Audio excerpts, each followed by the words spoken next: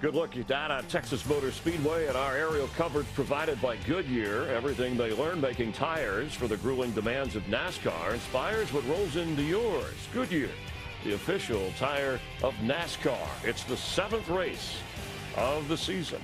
Ford has won half the races so far. There's your Daytona 500 winner who came in a Ford. So let's go trackside for opening ceremonies. Ladies and gentlemen, at this time, we ask that you please rise and remove your hats as the Fort Worth Fire Department Honor Guard and United States Air Force presents our nation's colors. Please remain standing as Brett Schizler from Texas Alliance Raceway Ministries offers our invocation. Would you please pray with me? Most loving and gracious God, we come here today and we thank you. We thank you for this beautiful day and this opportunity to come together and pray as free people.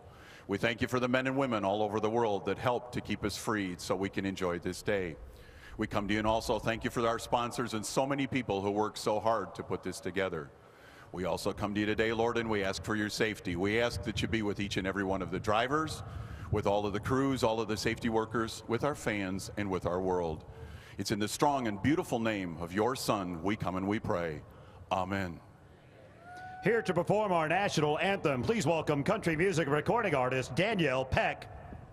Oh, say, can you see by the dawn's early light what so proudly we hailed at the twilight's last gleaming, whose broad stripes and bright stars through the perilous fight o'er the ramparts we watched were so gallantly streaming, and the rocket red glare, the bombs bursting in air, gave proof through the night that our flag was still there.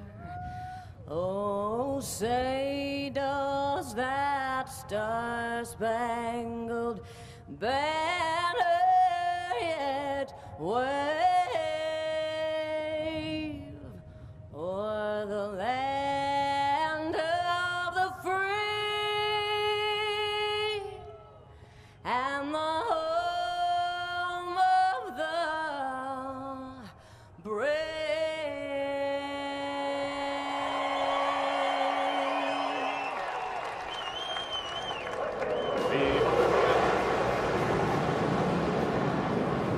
Auto Parts 500 with a fantastic flyover here in Texas coming up on Fox.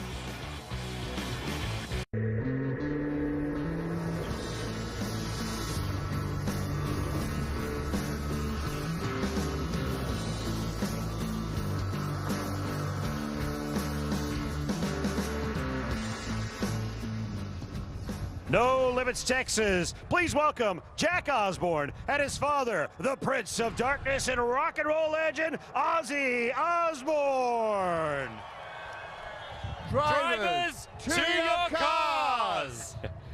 And the drivers, we might see, Michael, a crazy train of drivers to the finish line after just over 500 miles. Joey Logano, the betting favorite in Las Vegas, as the numbers are coming in, bit of a surprise. All aboard, huh? Yeah, just like that. And Clint Bowyer, the 3 top 10s already this year, 3 top 10 finishes. That equals as many as he had the entire season last year, of course, with Stewart-Haas Ford feeling comfortable. And there's a bounce back in that kid's step. He is so happy to be in fast cars. We've seen him almost win a couple races lately. He's pretty much pumped about being here in Texas. A.J. Allmendinger ready to rock and roll. Chris Buescher's teammate, and yesterday those two cars were really fast. They had some good lap times. I'd look for good finishes from them today. We were just talking to Chris Buescher and Erik Jones. You think, and we've only had one rookie win here in Texas before. He's been amazing on this racetrack. Between the Xfinity Series and the trucks, he has 3 wins. And Xfinity, his average finish is 2.4. He can get it done here. I look for a big day coming from the back from Erik Jones. Richard Petty's driver, Eric Almirola, starting 18th. We have a number of drivers starting at the back of the pack, big name drivers who've yet to win this year. That'll be a story worth watching. So let's head back for the command. No Limits Texas, it's the reason we are here. Giving the command to start engines for today's race. You know him as a sports radio host. You see him on TV. Please welcome a friendly voice to sports fans and NASCAR fans everywhere, your Grand Marshal, Jim Rome. Drivers, start your engines!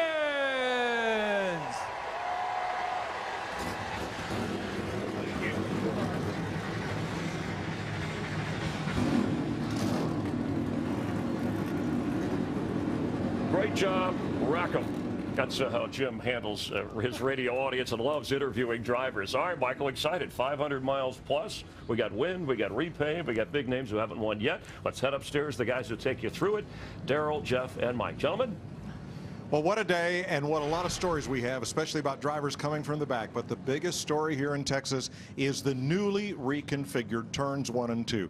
Daryl, we've been to a lot of repaved and reconfigured racetracks. They each have their own character and each have their own issues. Oh, we struggled here Friday trying to get this track where we could just make a lap around here. A bunch of guys spun out, but drivers hate a repave. If they think they talked Atlanta out of repaving their racetrack, that's how much they hate it. But I love what they've done to the track. You mentioned the 1 and 2. It's all totally different. Brand new look for the drivers. 3 and 4, baby, you hammer it down and rock and roll through 3 and 4 just like always. But Jeff, this track, it's not one of the tracks these guys are looking forward to running 500 miles on today. No, and you know, the reason why they don't like it is because it's treacherous. The cars are going to be right on the edge. You're going to have to be on that razor's edge. And what's going to happen down here in turn 1, if you're on the outside lane on this restart, you're going to be really nervous. You're going to have your hands full, and there's a good chance you could step out and end your race on lap 1, corner 1.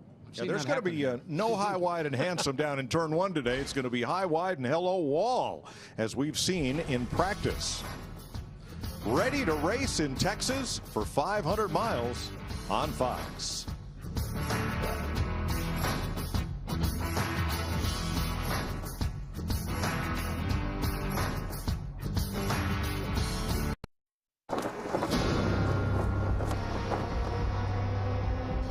We're going racing in Texas.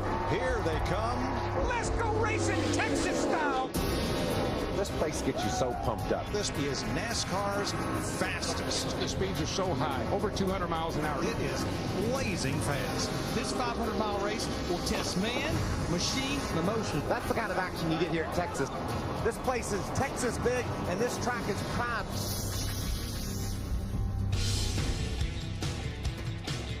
There they are, 40 cars lined up and ready to roll in the Lone Star State at the beautiful Texas Motor Speedway. It's Monster Energy NASCAR Cup Series racing on Fox today. The infield, the parking lot's full. They've had a whole weekend of entertainment. Dirt track, sprint car racing, legend car racing, Xfinity racing. Eric Jones, the winner yesterday. And now Kevin Harvick will lead them to green. 75 degrees, the temps headed toward 80, and a steady wind here all weekend, and it's been rising in speed. 19 miles an hour now with gusts that are much faster. The clouds have pretty much blown through the area, a couple of lazy ones there as we get ready to go. From the pole, let's take a look at how Kevin Harvick is starting with confidence. Brought to you by Carfax.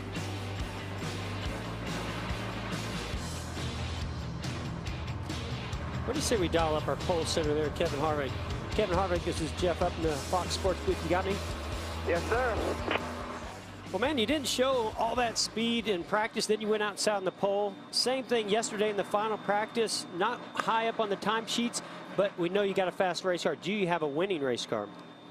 Yeah, I don't know that anybody knows exactly 100% what they have. You know, I feel like part of the battle on these repaves is to manage your car throughout the weekend. We know this is the car that you want to race, so, you know, we take and try to be methodical about our changes without getting into the speed contest there. So hopefully our Jimmy John's Ford is where we need it to be, and today's the day to show it. Well, we know what a challenging racetrack this is. Repave, very fast, totally different end of the racetrack. How do you attack or how do you manage those types of challenges today? And the wind. You know, those gusts of wind as a driver make you sometimes overthink what you're feeling and things that are going on that are really just from the wind. But aside from the wind, you know, you have the restarts that you have to manage. Hopefully we can keep our track position. You'd love to start on the bottom all day, but you're going to be in traffic. You're going to be on the outside at some point during the day. So I think as you go through the day, you got to manage your car, try to stay on track on the strategy side of things, and see where it all goes. All right, thanks for talking to us. Good luck. Thank you. Now on Friday, every car had a chance to go through qualifying inspection once. Some went through multiple times. These 9 drivers did not get through inspection in time to post a qualifying lap, so they earned starting spots due to their point standing position. Positions 32 to 40 and some big names there. Then after the grid was set, 3 drivers will have to go to the back of the field. Casey Kane and Trevor Bayne crashed after qualifying. They're in backup cars. Jimmy Johnson spun at the end of his qualifying lap, and because he cannot start the race on those flat spotted tires, he had to change them, and his number 48 will have to go to the rear. Let's get stories from pit road. Matt Yoakum. Mike, a lot of excitement in the back, and Casey Kane fired off the year with 12 with finishes of 12th or better the first 3, but then has stumbled. And as you mentioned, the challenges even tougher now because he's starting in the back in a backup car. Their goal is just to finish where they've been running. They haven't been able to do that, but his team feels like today could be a turnaround for that 5 team. Jamie Little? Well, 21-year-old Chase Elliott has scored more stage points than any other driver in the field. But that streak could be hard to run with today. Why? On Friday, he had a practice crash that forced the team to a backup car, and because they couldn't qualify, he's starting in the back. And his crew chief, Alan Gustafson, said, "I'm not worried about my car or my driver. What I am concerned about is racing from the back to the front with all these cars on the edge." Vince? Well, with track position being critical today, points leader Kyle Larson has a steep challenge starting deep in the field. His crew chief Chad Johnston says he wants Larson to be cautiously aggressive in the early laps. Where they are when the competition caution flies, that's going to dictate their strategy moving forward. The target for Larson, top 20 by lap 30. Larry?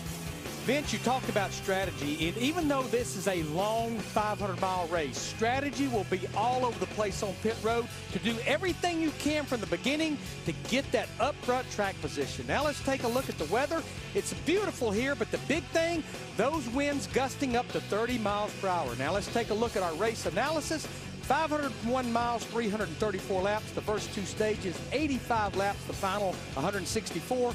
Pit road speed 45, the pit window for fuel 56 to 52. Our Goodyear grip level, you see a 5 and a 1, 5 being the most, 1 being least.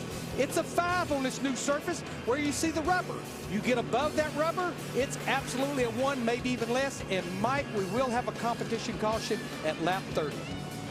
Thanks, Larry. There is drama already. Austin Dillon, coming off a fine 5th place finish at Martinsville, came to pit road. His team pushed the car back, and he has gone to the garage.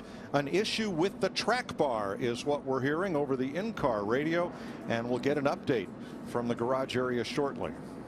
I thought I saw the left rear moving around a lot. Like, yeah, I mean, like something. Jeff, don't you think the only reason you would come to pit road like that, I mean, it might not be where you want it, but it must not be hooked up. The first thing that I thought of was maybe it's stuck in gear. He's certainly under power, and it sounds like it's not the transmission, so we'll check into that. So remember, 9 drivers who did not post a qualifying time start in the back. Dale Earnhardt Jr. among them. Starting back here, don't plan on staying here, so whether it's pit road strategy or Dale on restart, let's keep on focusing forward. That's all we can do. We got a fast race car, bad starting spot, but we got 334 laps to change that around. Here they come to the green. 5 Fords out in front. The last time that happened, 1998, that Fords had the first 5 spots on the grid. Well, boys and girls, you got your work cut out for you today. 500 miles around this new surface. Boogity, boogity, boogity. Let's go racing, boys.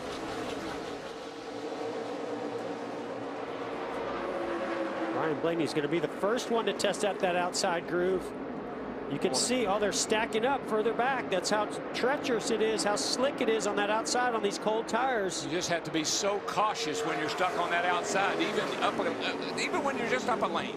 Drivers on the inside make it 3 wide, including Michael McDowell and Ricky Stenhouse. Quickly, the top dozen go single file. I mean, Mike, if you're bold and brave and you want to chance it on that outside, you can probably pass a lot of people, but you might not make it. Ty Dillon and others mid-pack on back, still hung to the outside.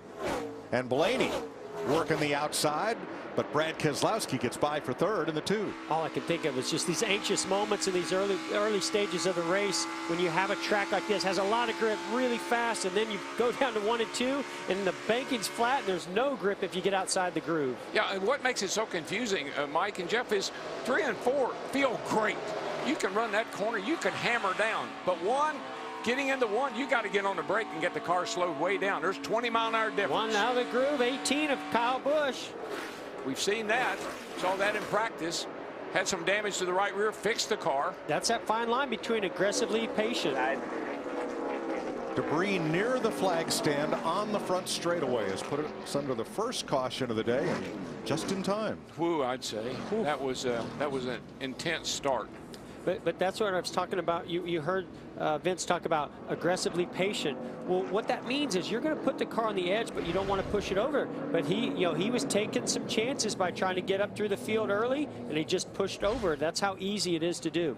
We're going to take a look at Daniel Suarez and Eric Almirola, the 19 right here, and the 43. 19 to 43 right here. Keep an eye on those two. Bam. And that was a domino effect of something that happened ahead of them starting to stack those cars up. They had to check up.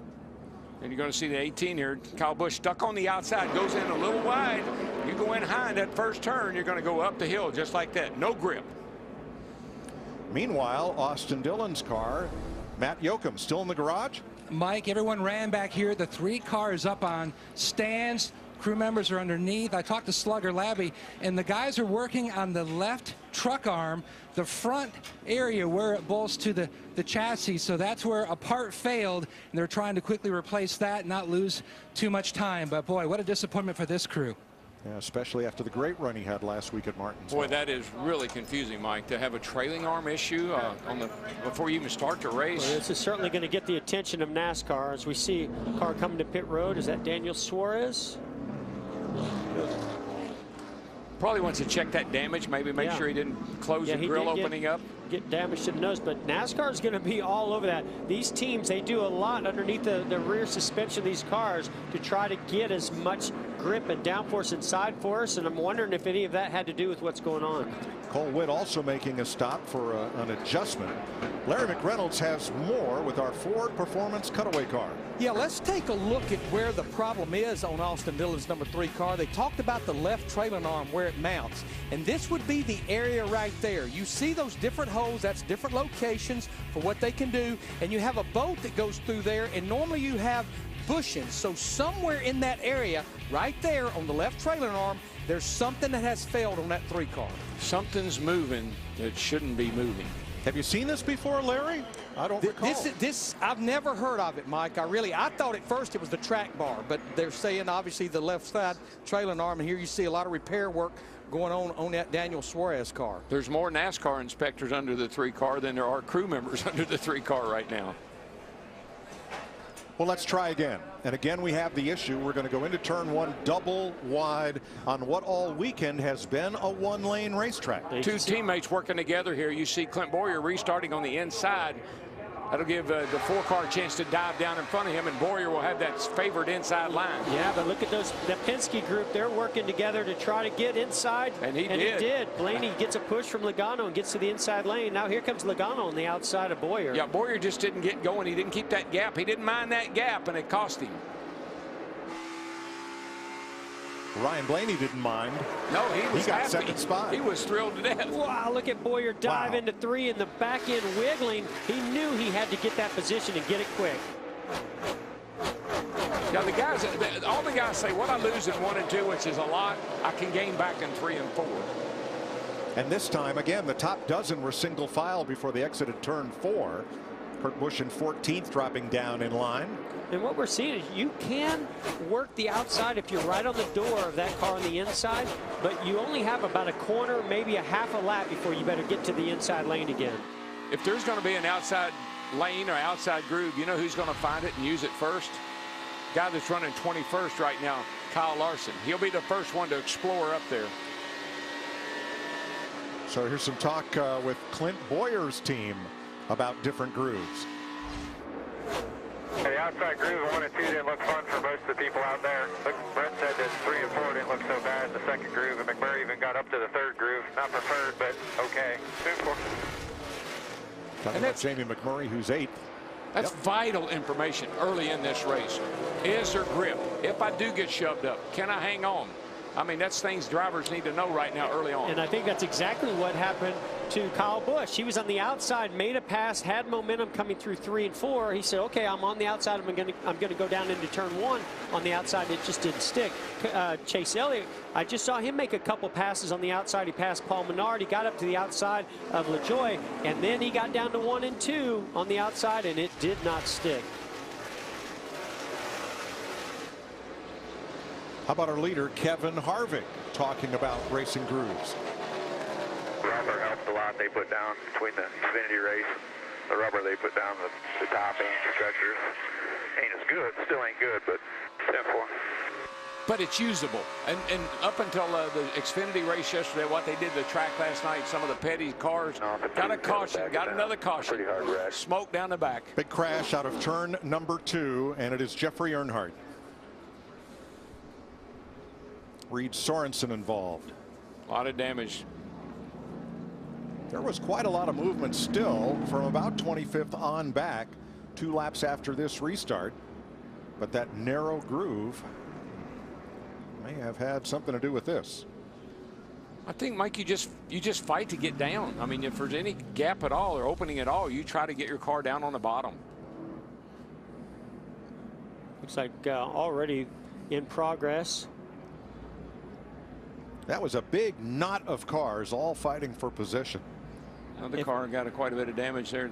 It's Greg Galding. Dr. Pepper car. And we don't know exactly what happened here, but what we can predict is that it is such a narrow groove, and you want to get down to the bottom. You're fighting for those positions in that space, you know, so much that you're going to take some risk, whether you stick your nose in there underneath somebody or they come down on top of you to try to get to that bottom groove. I think if you get pushed out there, Jeff, you just got to take your losses, because you see what happens if you don't. Jeffrey Earnhardt out of his car, walked to the ambulance after the second caution of the day waves in Texas. Second caution of the day. Now this is Reed Sorensen coming back into the pits after making a stop. And Reed Sorensen over the in-car radio explained what happened. The 33 spun on his own in front of me. We got hit in the back, so no front end damage, so let's get tires on here. So Sorensen got hit by Greg Galding after Jeffrey Earnhardt spun and said the car just got away from him. Austin Dillon is in the race. He is 12 laps down after making repairs to that rear suspension. Getting ready to go green. Here's Clint Boyer's radio. Man, these tires give you a weird feeling. It's light on its feet. They don't have any kind of give in the sidewall that give you any kind of a notion it's going to step out. Yeah, I know a guy I worked with last year and sitting next to me and said the same thing. He quit, which tells you I must be a damn fool. I tried to tell you from day one I'm a lot smarter than you. Tony Stewart to his new driver, Clint Boyer, in the 14. Nothing like having smoke in the house. Their teammate, Kevin Harvick, leads them back to green. Blaney on the outside. He's trying. Oh, he's so trying. close to clearing him. I think he's got him. He got it. The 21 gets by the 4-off turn. That was a great What job. a bold move. I think that outside lane is getting a little bit better. Oh, yeah, but that young man. And aggressiveness. Remember what Harvick said. You've got to manage your car. You got to know when to take chances, and that wasn't the time. But now Blaney's got to be careful not to get that car stepped out over the edge. He's going to get a lot of pressure from Kevin Harvick from behind. Harvick's one of those guys that you might say, well, I think I'll teach that young boy a lesson. Yeah, I can promise you, he's not happy about losing that track position. When we talked to him before the race, you heard him say how important track position was. Mark Truex Jr. dropping back. Back to 10th. Here comes Kenseth for 11. This will be a freight train. Everybody's going to just try to stick their nose in there like A.J. Allmendinger to try to take advantage of him getting to the outside. Here comes Jamie McMurray as well.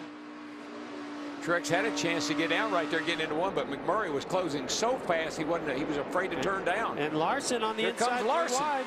Woohoo! Kyle Larson has been charging to the front. He was one of those cars, didn't get to qualify. He had to start 32nd, and Larson is up to 13th. Yeah, he's on the move, Mike. That's a fast race car. We know that. We've seen that week in and week out, and he's not afraid to put it where everybody else is afraid to go. Not afraid to run that thing on the edge either. Nope. Here are the biggest movers from the start of the race. Chris Buescher, Eric Jones, Kasey Kahne. Hats off to Chris Buescher, Eric Jones as well, and Kasey Kahne. All those guys moving forward. I know they started towards the back, but great job there. You kind of got to take some chances when you're back like that, and they're willing to do that to get through these cars and get near the front.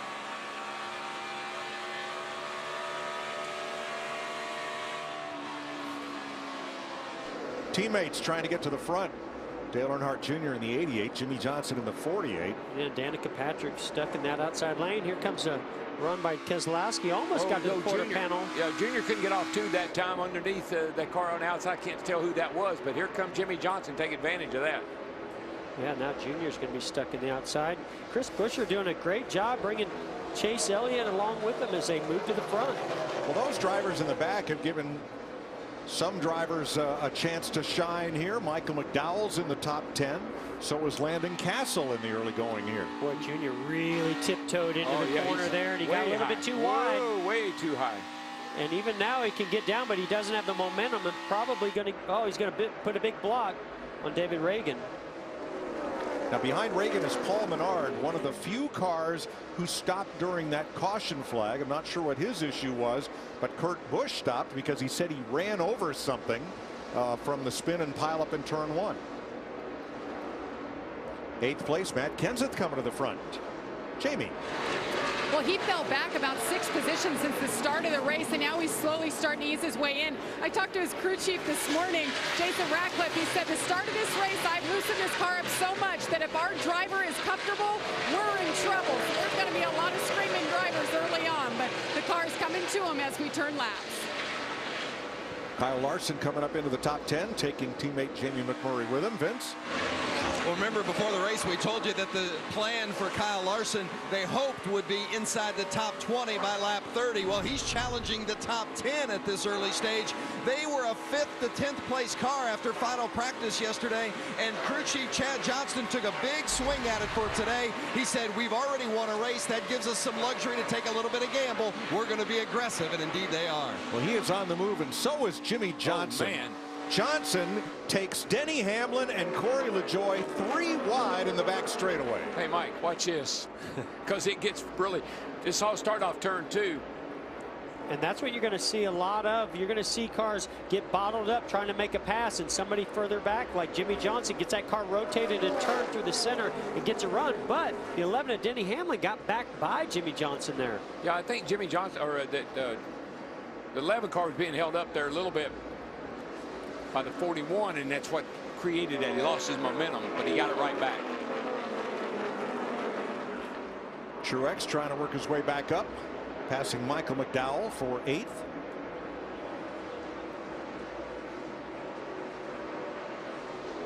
And boy, these two, they're going back and forth. Saw Jimmy, he got the car turned really well through the middle of 1 and 2, got a run down the back straightaway, but the outside, you can tell the outside's actually pretty good down in 3 and 4 as Denny Hamlin holds his own. Let's see what happens down here in 1 and 2, though. I think there's just been so much trouble, and 11 is one of the cars that early on, he was the first car to spun out down in turns 1 and 2. I think he's been a little cautious, being sure where the grip level is. I'm not so sure. His car might be a little too loose here at the start down in 1 and 2, and it's pretty good down in 3 and 4. Here comes Kurt Busch and Kyle Busch.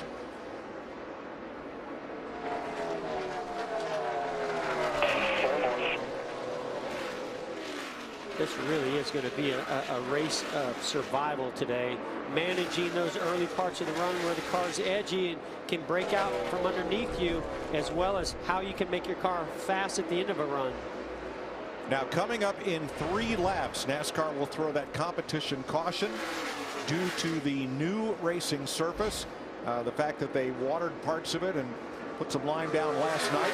Caution should come out here in a couple of laps. Mike, it's such a challenge to the drivers. Turn 1 and 2 is so different than 3 and 4. 3 and 4 again is just, you can fly through 3 and 4, but you have got a tippy toe down here in turn 1 and 2. You like that tippy toe? I like that. It just doesn't go hand in hand as a race car driver. You don't like to tiptoe, you like to be aggressive, but on a technical track, especially 1 and 2 like this, you have to do that. You have to balance that out, that aggressiveness in 3 and 4, that patience in 1 and 2. Yep. Kyle Larson has made his way up into the top 10 as Brad Keselowski in 4th place chases his Penske Ford teammate, Joey Logano. Ford started with 5 cars out front. They now have the first 6 positions, beginning with Ryan Blaney. And Clint Boyer in 5th, and right behind him, Ricky Stenhouse Jr. in 6th place. Yeah, I talked to Trevor Bayne, and he has a great race car too. It's a backup car, but he said they really had great cars. Roush Fenway had good cars for this weekend. Ford Performance Track Facts. Ford won 7 of the first 10 races here with 7 different drivers. Joey Logano, the most recent Ford winner. By the way, it was Rockingham, 1998. The last time 5 Fords led a Cup field to green. Hey, Mike, that 21 car out there leading Blaney. He's done this several races that we watched. This 21 car runs really well. Early part. Put it out. This is in got the competition yellow. He runs really well early in the race. Got to be able to close the deal. His team, the Wood Brothers, entered today with only 15 laps led at Texas by 3 different drivers, and now Ryan Blaney's been out front for 16 laps. Larry? Hey, DW, Jeff, you like to play chess? I think this is where we'll see the chess match start that I talked about. Remember, we've run 30 laps, but 7 of them, they've been caution laps. I think we'll see a lot of right sides only. And Mike, you asked about Paul Menard. Matt Bourne, his crew chief, put the 4 tires on knowing he couldn't fuel until here. I wouldn't be a bit surprised to see them do fuel only. Oh, good point. Thanks, Larry. Now, Larry, you talk about chess. I'm only smart enough to play checkers.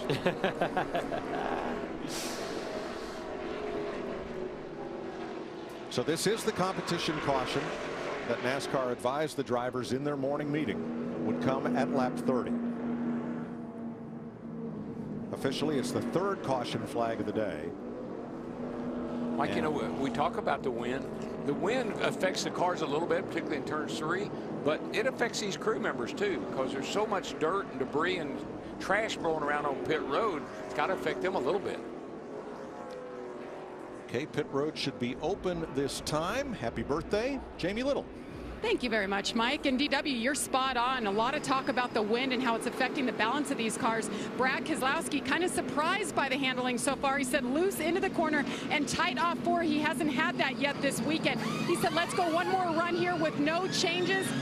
You see the water bottle go in the window there, Matt. And waiting on Clint Boyer to come to a stop, similar to how his 14 car was in final practice. A little free, especially on entry. Slight chassis adjustment. They're going to go 2 tires on the 14, Vince.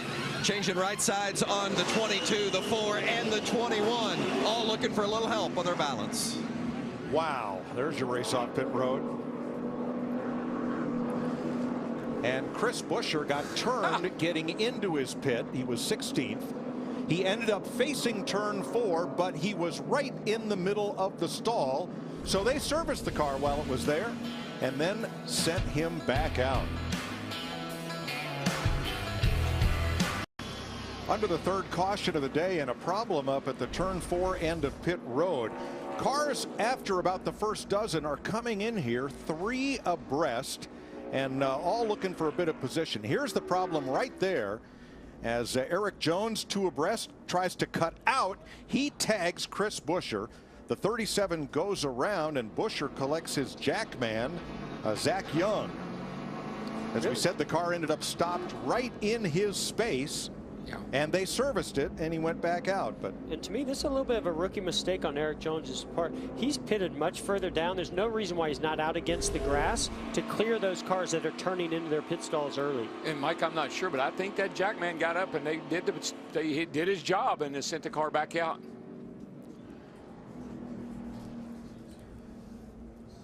problem for Kyle Larson. Let's have a look at the pro officiating system.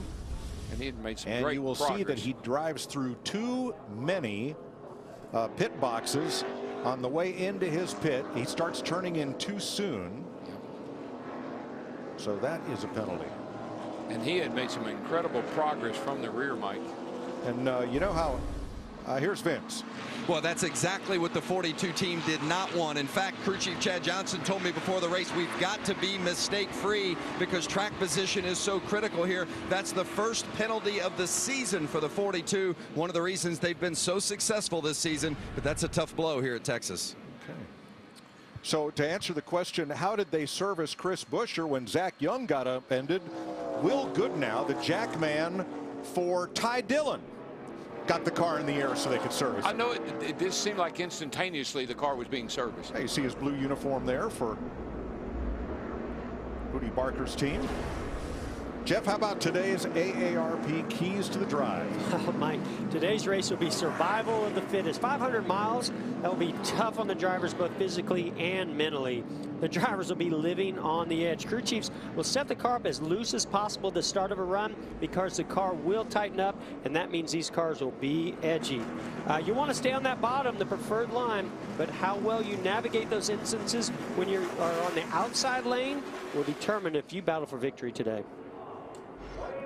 Getting set for the restart, Blaney and Harvick. Timmy Hill got the free pass.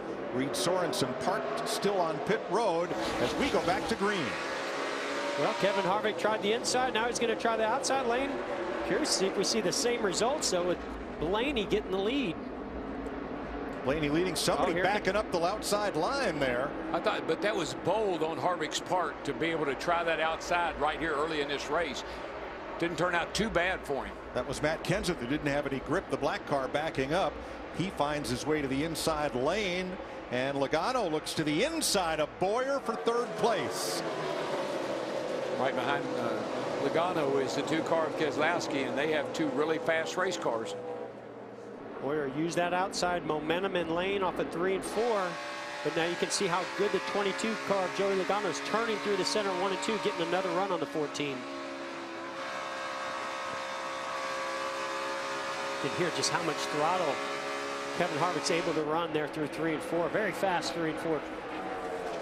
21 was able to get away. Blaine was able to get away from Harvick in that last go round. I think Harvick wants to put a little pressure on the young man, see if he can make a mistake. Here's Ty Dillon being brave on the outside, trying to make the pass on Danica Patrick, but he's going to give up at least a spot and more. Junior goes 3 wide inside of Ryan Newman and Ty Dillon. Oh, I don't know if that's going to work right there. Newman. Tight racing with Suarez and Newman. Out Newman.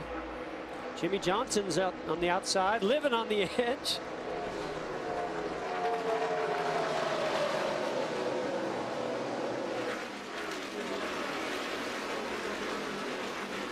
You can see what a tight line Jimmy Johnson used. He kept it down pretty close to those cars on that inside lane. Worked really well for him until he got to the exit. He had to check up a little bit. Right along with Larson, you said Jimmy Johnson slid up out of the groove a little bit ahead of him. Larson saw that, jumped down to the inside lane behind Almirola. Wow, that was so close. Jimmy knows how badly he needs to get to the inside lane and came right across the nose of Almirola. Look how that affected the aerodynamics of the 43. Watch Larson come on the inside. When was the last time you saw a battle like this for 20 seconds? Matt.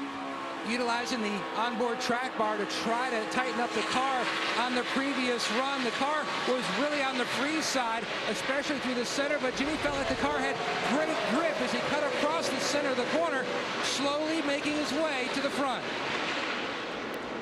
Off turn 2, Joey Logano caught Clint Bowyer, couldn't make the move right there. That is a tool you're going to hear a lot of today. Track bar adjuster. They're going to use it from one end to the other. 1 and 2, 3 wide here. Newman caught to the outside. Here comes Chase Elliott. Oh, Hamlin lifted up, drifted up the racetrack, lost a little bit of grip there. But early in a run, you're going to want to put that track bar down to tighten the car up. As the run goes on, the car tightens up. You're going to want to lift that track bar up. Now, this is Larson fighting his way back to the front in the middle of all this. Remember, he had the penalty on pit road. He restarted 30th. He's up to 22nd already. He's wasting no time, Mike. I mean, he's picking off one by one and really coming back to the front with vengeance. I know he's got to be upset with that penalty. That kid could be a lot like Harry Gant. He had all those second-place finishes, but once he started winning, he didn't stop. Well, he's got the car to do it with now. We always knew he had the talent, and now Ganassi is giving him a car that he can go out there. You know, he said, why do you always ride the wall? It's what he called it. He said, because that's where my car made me. I had to go there because of my car. Now I can go where I want to. I can run the bottom. I can run the top because my car allows me to do that. Yeah, what does a win do? Gives you confidence in what you're capable of doing. You just start focusing on winning more races. It's almost like a monkey's been lifted off your back. You got that win. You can take a deep breath now and concentrate on getting more wins. Up until then, DW, it's the unknown. Do I really have what it takes? What am I doing wrong? Why haven't I won a race yet? Is it me? Is it my car? Is it my setup? What do I have to do? Once you get that victory, all of a sudden you realize, yes, I can do it. 11th place here, A.J. Allmendinger, Michael McDowell, 11th, 12th, and Kurt Busch, who stopped back on the lap 10 caution. What an incredible weekend Michael McDowell is having, running up in the top 12. He's been up there, qualified 13th. In practice, he was up in the top 15 positions, now running 12. That's amazing. I'll tell you another guy, another group that's having a great weekend is that 17 bunch of Ricky Stenhouse and his teammate in the 6 car. They've had good cars this weekend. Ricky coming off a top 10 finish from Martinsville and running 6 right now.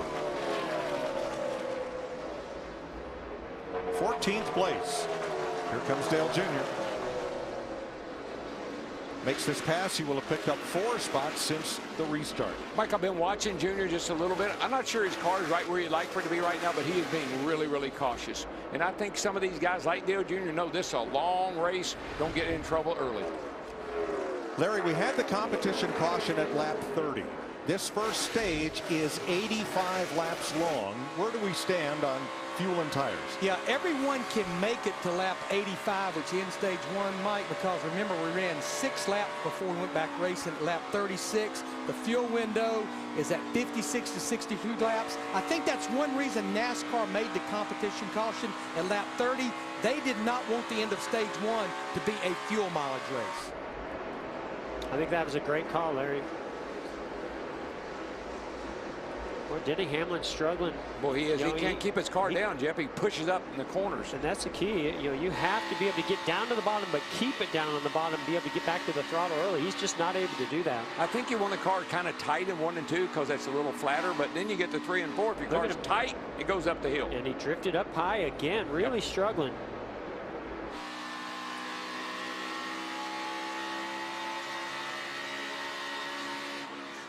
Whoa, 6th place. Man, what a battle right there. McMurray. They are all over each other. They came up on a slower car, made him check up. It looked like Keselowski checked up. That's going to cost Ricky Stenhouse a couple of positions. Yeah, Ricky got way up in the gray as that group came up to lap Derek Cope for the 2nd time. They all bundled together. I think there was a little bit of contact there between a couple of those cars. Well, look at this, 3 wide. Danica Patrick on the outside, Jimmy Johnson in the middle. Look who flew by on the inside, Kyle Larson. Kyle Larson is going somewhere, boys. Kyle Larson drives for Chip Ganassi, who of course has cars at Indianapolis for the 500 in May. A race Kyle would like to run, but Chip says it's a longer process than just saying in April, hey, let's go run Indy in May. But to do the double, maybe someday. Welcome back to Texas, where Ryan Blaney has a 3.5-second lead on Kevin Harvick. But that is because Harvick picked up several pieces of big paper, looked like brown paper bag, on his grill opening below the bumper. There it is. So they told him he was coming up to lap Gray Galding. They said, get up close behind Galding. There's nobody behind you. and the air pressure differential will take that stuff off your grill. He did, and it did. It's magic. What did he run through? Like, it looked like somebody dumped over a trash can and Kevin Harvick came straight through it. It is so windy here today. The flags are out straight. Yep. The wind has not stopped all weekend, so there's just a lot flying around out there. There's the flags. The wind is definitely blowing them hard. It's got such a hard tailwind out in the back. It really picks up a lot of speed going into turn 3. And when you have a tailwind going into a corner, it takes downforce out of the car. So the back of the car will be a little bit edgier as we see Kyle Larson continuing his march forward, going to 14th. And he's done it twice today. He restarted 31st. Remember, he didn't post a qualifying time, so he started in the back 10. Then restarted 31st. Went to the tail end due to driving through too many pit boxes on the way into his pit, and now he's back up to the top 15 already. He's running some pretty sporty lap times too, 29.56, leader 30.08, so he's quicker. Look how he can just paint that white line. That's what a fast race car can do. Meanwhile, Ryan Blaney has to pick and choose his way through lap traffic here. That's Cole Witt just ahead. Boy, he is. Oh, Cole Witt did not want to give up that bottom groove. No, and it really cost Blaney too. That time by that lap 30.45 with Harvick closing at 29.80. We've already seen where lap cars like that are real factors in losing and gaining positions, and might play a factor in winning and losing this race. But you know what I like? I mean, Blaney's got a nice, comfortable lead. Don't push the issue. It's not necessary right now. Yeah, he's in a very comfortable position. I think that's what Harvick was talking about. You know, we talked about his practice speeds weren't that great. He qualifies on the pole. Final practice speeds aren't that great. He said you got to understand how to manage your car around here, this treacherous track, for 500 miles. Well, and that's a veteran-wise, past champion driver that knows how to know when it's time to go and when it's time to be patient. And here are 3 more: Curtin, Kyle Busch, and Jimmy Johnson. Running 14th through 16th. They're about 12 seconds behind the leader. Now, I would say Kyle Busch is sort of the opposite of what I mean. He's a veteran, he's a past champion, but he pushes to the edge all the time, as we see the two of Keselowski get wide. All clear. Now, was that because of lap traffic, or was that because the back stepped out on him? Let's have a look. It was a good 4-car battle into turn 1. All for position here. Probably starts to the bottom, and he got a little loose before he even got to the. So that's that flat section that I talked about in the pre-race. You turn in there a little bit too aggressive. We saw Jimmy Johnson spin out, just lifting there after he completed his qualifying lap, and lost the back end of the car. The 78 was there. I don't know how much that was affecting it, but he turned in there and it came around. That's how on edge these cars and drivers are. Yeah, that's the loosest point on the racetrack, as you document in your drive around. Getting into turn 1, no banking to hold the car. It's almost banked the wrong way. So Martin Truex in the 78 has caught 3rd place Clint Bowyer and brings a group right with him as they work Matt DiBenedetto's car. And we talked about Harvick being methodical. Here's Jimmy Johnson making a run, going 14th on, is that Busch or Allmendinger? Get those cars mixed up all the time. That's Allmendinger. Yep. But, you know, talk about Martin Truex Jr. as he's trying to get inside of Clint Bowyer here. To me, he and Harvick are a lot alike. They creep up on, they work on their setup. They're kind of quiet in practice, but in the race, they just start moving forward and really fine-tune it and know when to get on the edge when it really counts. I think Bowyer is he is so happy that he's driving a competitive car, and he's running, he's running 3rd right now, and he's just really happy to be where he is. Yeah. He wants to win a race, and he will, I'm sure of that. But he's happy to be where he is right now.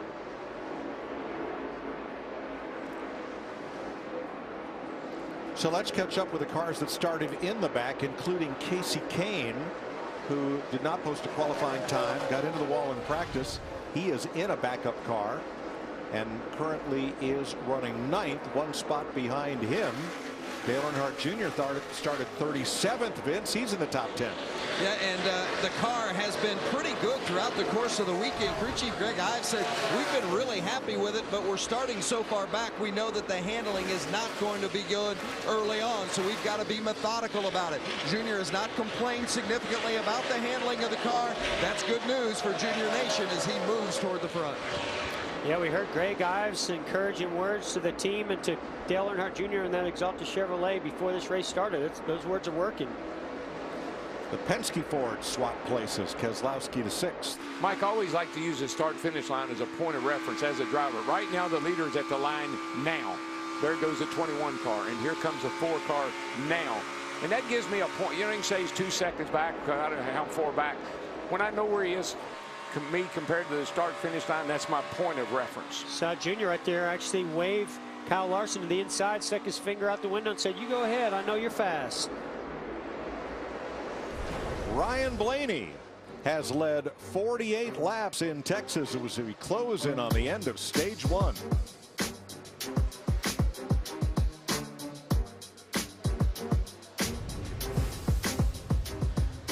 Hey, guys.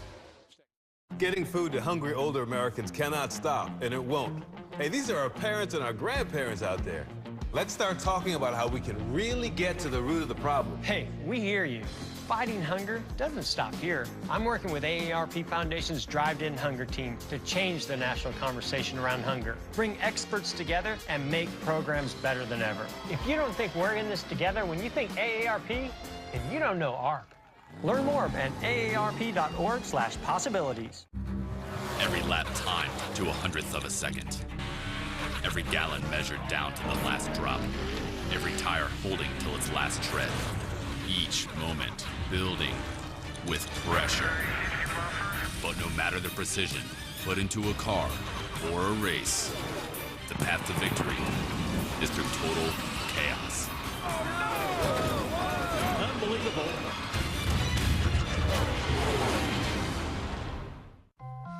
Will the all-new KFC Georgia Gold chicken with its great tasting honey mustard barbecue sauce make you rich and successful? I don't know. It's finger-licking gold. UFC Fight Night. One of the greatest fighters in UFC history is back, and he's defending his title for an historic 10th time. Free and only on Fox. This is a war. And one man, Wilson Hayes, has every intention to steal the belt away. No question about this guy's power. Here comes the rampage. The World Flyweight Championship. Saturday at 6 Eastern. Free and only on Fox. We're just moments away from adding a new chapter to college basketball's most storied rivalry.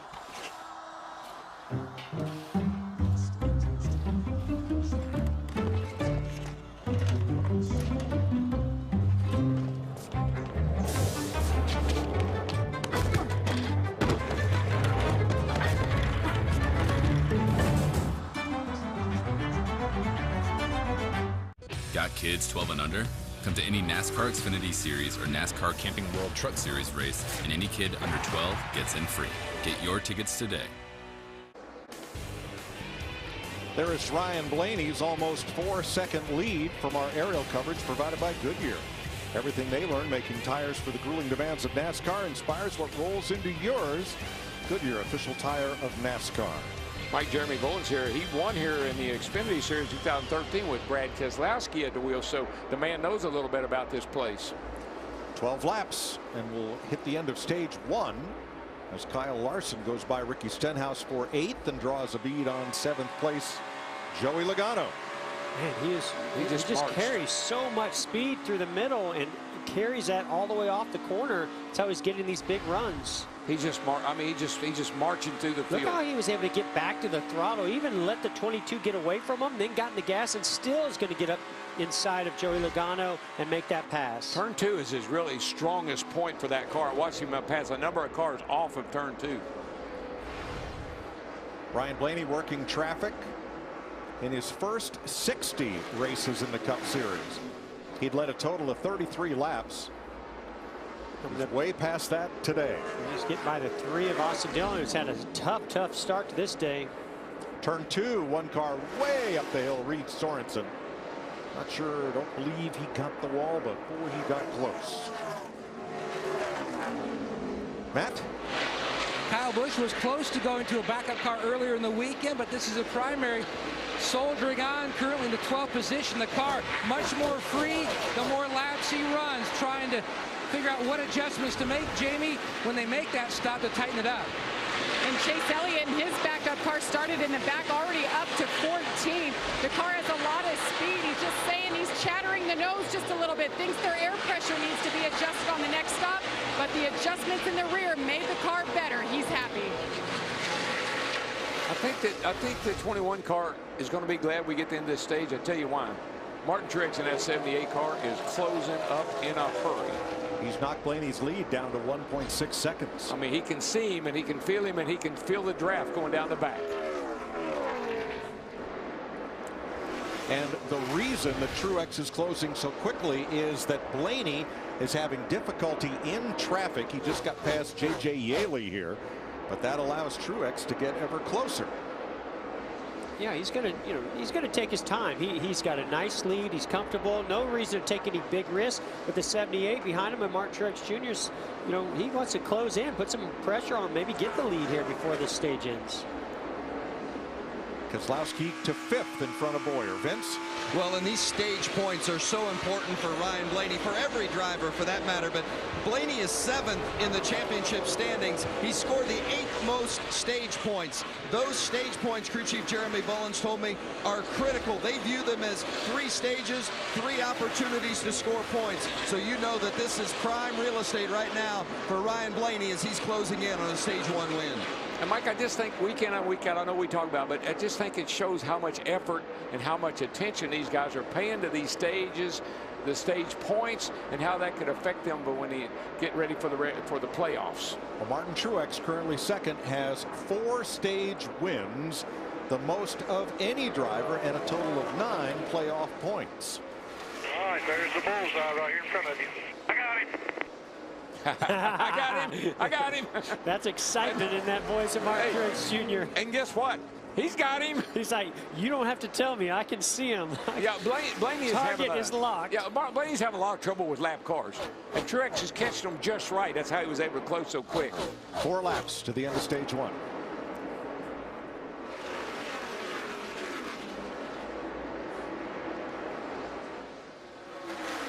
Got a pretty good gap now to the next lap car or slower car ahead of Blaney. So he's in some pretty clean air. We'll see what the 2 of these cars can do now in clean air against one another. Jeff, I think he's okay once he gets through these lap cars, but he is being real cautious around these lap cars.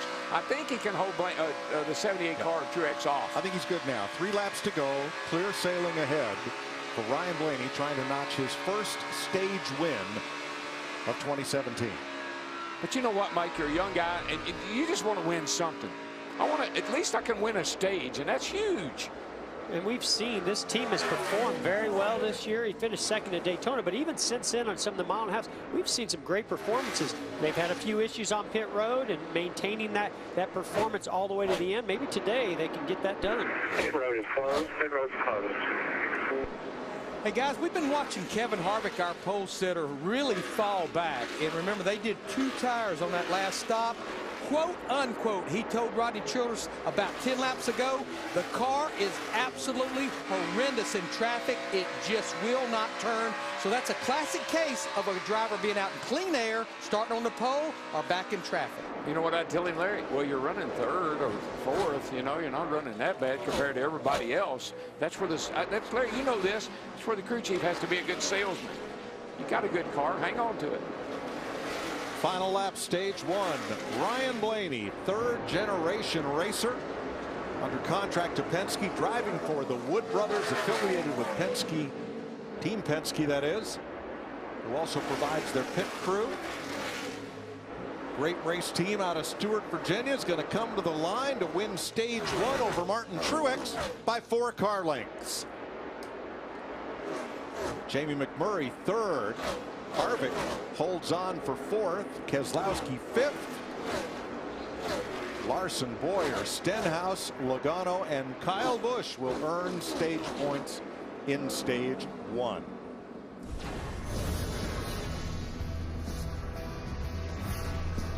Ryan Blaney, your stage 1 winner.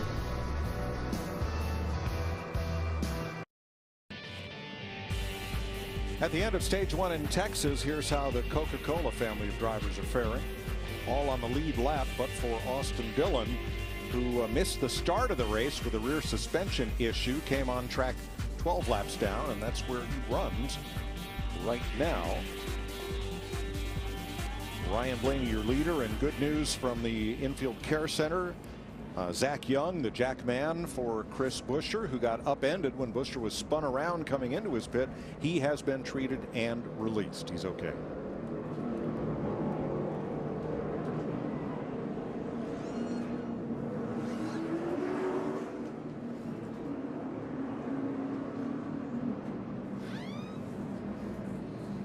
Pit road will open this time. Ryan Blaney will lead them in ahead of Truex, McMurray, Harvick, and Keselowski. 27 cars on the lead lap, plus Paul Menard, who will get the free pass. Jamie. And Jamie McMurray comes in from third. He's had a good car. Started the race a little bit tighter than they thought they may need, but it's actually been good. It's freed up just a bit for him. They're calling for a chassis adjustment to help. He wants a water bottle as well. Working hard. There's the water bottle going in the window net. You see the 4 box here. Brad Keselowski in the 2. Worst run here, he said for sure needs a little bit more grip and stability, Matt. Right side's on the first stop. Going to go 4 on this one. Truex said his biggest issue is just lap traffic, trying to get to the 21. Vince. The 21 of Ryan Blaney pitting from the lead says it's edgy on entry, needs some help turning, an air pressure adjustment with some wedge. The 4 of Kevin Harvick says he feels like it's dragging the left side. Also a chassis adjustment on that 4 car. Boy, good battle off pit road there. There's the Sunoco race off pit road. Blaney is going to lose 1 spot to Martin Truex. No tires for Eric Jones, and he picks up a bunch of real estate there in the 77. Let's talk to the stage winner. What do you say? Ryan Blaney, it's DW. You got me there, pal. Yeah, I got you. What's up? Hey, man, you got time to talk? I mean, you got a fast car. You led that first stage, won that first stage. How'd that feel? Yeah, I think our car's pretty good. We kind of ran into traffic, and the 78 ran us down. It looked like you might have been a little bit better towards the end of that stage, but hopefully made the right adjustments here and can go after it again in stage 2. The track's changing a good bit, so we'll have to stay on top of that for the rest of the day. Yeah, is that a big issue for you getting into turn 1? Is that your trouble spot, or is the car that good everywhere? It's easy for us to get loose into 1. The wind's kind of gusting, and it's unpredictable in there, so that's probably been my biggest trouble spot. And off of 2, we get pretty tight off of 2, so hopefully the changes we made will help that out a little bit. All right, my friend, as a guy that chased that 21 car for years, it sure is good to see it out front. Keep it up, man. 10-4, thank you. Ryan Blaney, your stage 1 winner. Martin Truex now the race leader as he was first off pit road. Getting ready to start stage 2 in Texas. Larry has today's Liberty Mutual Insurance Worry Less strategy. Well, what I'm telling my driver is run the bottom of the racetrack. And this is down in turn 1 and 2. This was Kyle Busch just in practice on Friday. Got up out of the groove. This was Denny Hamlin. He was one of the first cars out on Friday and spun. And Chase Elliott in practice hits the wall, has to go to a backup car. Now, we are starting to see that groove widen out a little bit. But what I'm telling my driver, I and the spotter will tell you when we start to see that groove move up. A classic example, Chad Knaus told Jimmy Johnson about Ryan Blaney making that second groove work down in turn 1 and 2. It's mainly 1 and 2, and that's because of less banking than in 3 and 4, Mike.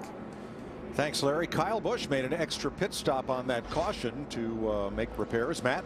Mike, he had damage to the nose that he sustained after he bumped into his brother coming down pit road. While they were servicing the car, Adam Stevens looked and he could see that there was some left rear quarter damage to the fender, and they felt like where they are in the running order, take your poison now, bring it back, fix it, so you're going to be good to go from here on out. Yeah, man, it only cost him 6 spots. He would have restarted 22nd. He'll now go 28th. Boy, DW, you think about how things have evolved in racing and here in NASCAR. Years ago, they would never worry about patching a hole like that, but aerodynamics are so important on the nose of these cars today. Yeah, I mean, you run at 200 mile an hour here down the back straightaway. They approach the Geico restart zone. Ryan Blaney has been able to take the lead from the outside on an earlier restart. Truex, Blaney, here we go.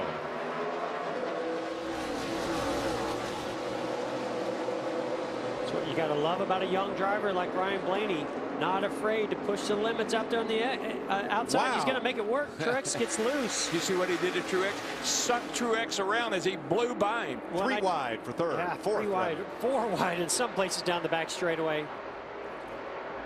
Oh, this is not going to be good for Denny Hamlin on the outside. Boy, Hamlin just cannot keep his car on the bottom. He gets up in the middle of the track and higher every turn, both turns. You know, when I see Truex get loose like that, I just wonder, is that why his car is so good on the longer runs? He's a lot edgier and looser at the beginning of a run, but it comes on the long runs. I think you might be right to some degree, but I think that 21 is just that fast. I mean, he put a Linda Ronstadt on him, man, blew right by him. Now, Erik Jones picked up a lot of spots on pit road. We said he did not take tires. Larry's data showed that the 77 got 2 tires, right side tires, but he is struggling to hold on to 7th against Moyer right now. Well, we saw with the 4 of Kevin Harvick started fading at the end of that run. The last time they took 2 tires, see if Erik Jones can make it work for him. So far, not so good. No, but every time we have a restart and I see Blaney and Harvick, I know Harvick, I know how he races, I know how he thinks. He wants to keep pressure on that 21 car, hoping he overdrives the corner and goes up the hill and makes a mistake.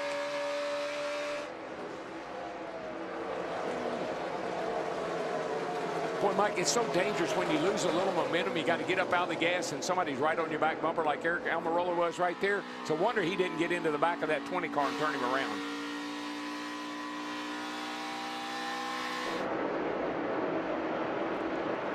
Last week, these two had a big get-together. Hamlin and Danny Hamlin got into the back of Danica Patrick, turned her around into the fence.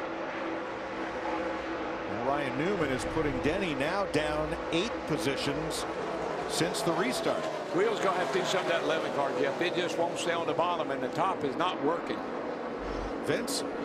They have just been fighting massive tight all day long, and in fact Denny had maxed out on the track bar prior to that pit stop. They put some wedge in it to try to help him out, but he has been fighting the same thing all day. Massive tight in that 11.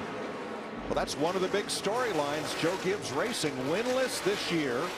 First time since 1994 they've gone this deep in the season without a win, and right now they have just 1 car in the top 20. They won here last November, but struggling right now. I just wonder if maybe the front of his car, that splitter's not on the racetrack, preventing the front to turn. They might have a hard time with that. Uh-oh.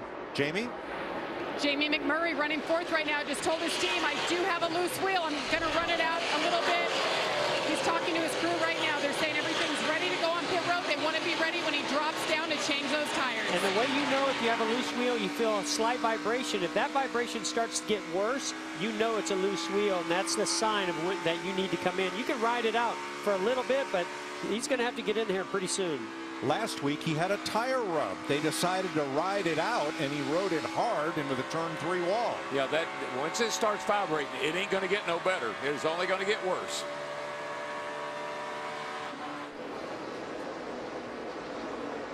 I do have a loose wheel, but I'm going to ride it out for a little bit. Right front, I'd say. Give me some reassurance. Yes, everything's fine on pit road. Everything's fine on pit road. I mean, this is a lot safer than last week when they had that tire that was rubbing. You know, that tire could go at any second. This one, you have a pretty good sense of how the looseness of that wheel is getting worse. Each lap, each corner, and when it gets violent, you know you've got to come down pit road. And when Matt McCall says everything's fine on pit road, what that means is they check the air pressure trace in the tire changer's line, and all 5 lugs were tight according to the readout.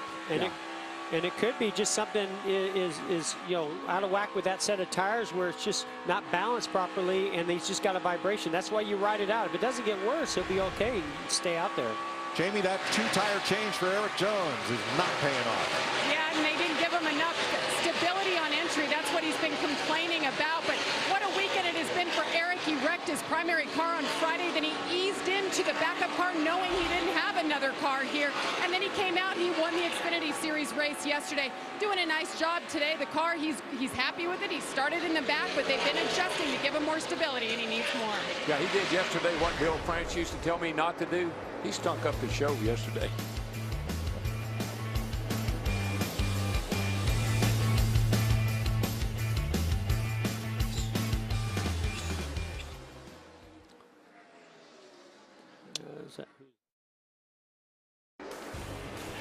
Hendrick Express on track 1. Almost coupled together, Jimmy Johnson and Chase Elliott. Motor passed Brad Keselowski's Ford to take over 7th and 8th positions. Running about 6 seconds behind race leader Ryan Blaney. Mike, with everybody fighting for the bottom the way they are, those mirrors, those left side mirrors and that driver mirror up there, those are 2 of the most important things the driver utilizes trying to stay out of trouble. For more, Matt Yoakum down at the eBay Motors pit box. So, Mike, how do you beat a newly reconfigured, challenging racetrack? Well, polling a number of crew chiefs in the garage here this morning, they all pointed to the little things. And the biggest phrase I heard most used, just don't beat yourself. The guy on top of the box, he has to make the right calls, whether 2 or 4 for track position, because that's the most key.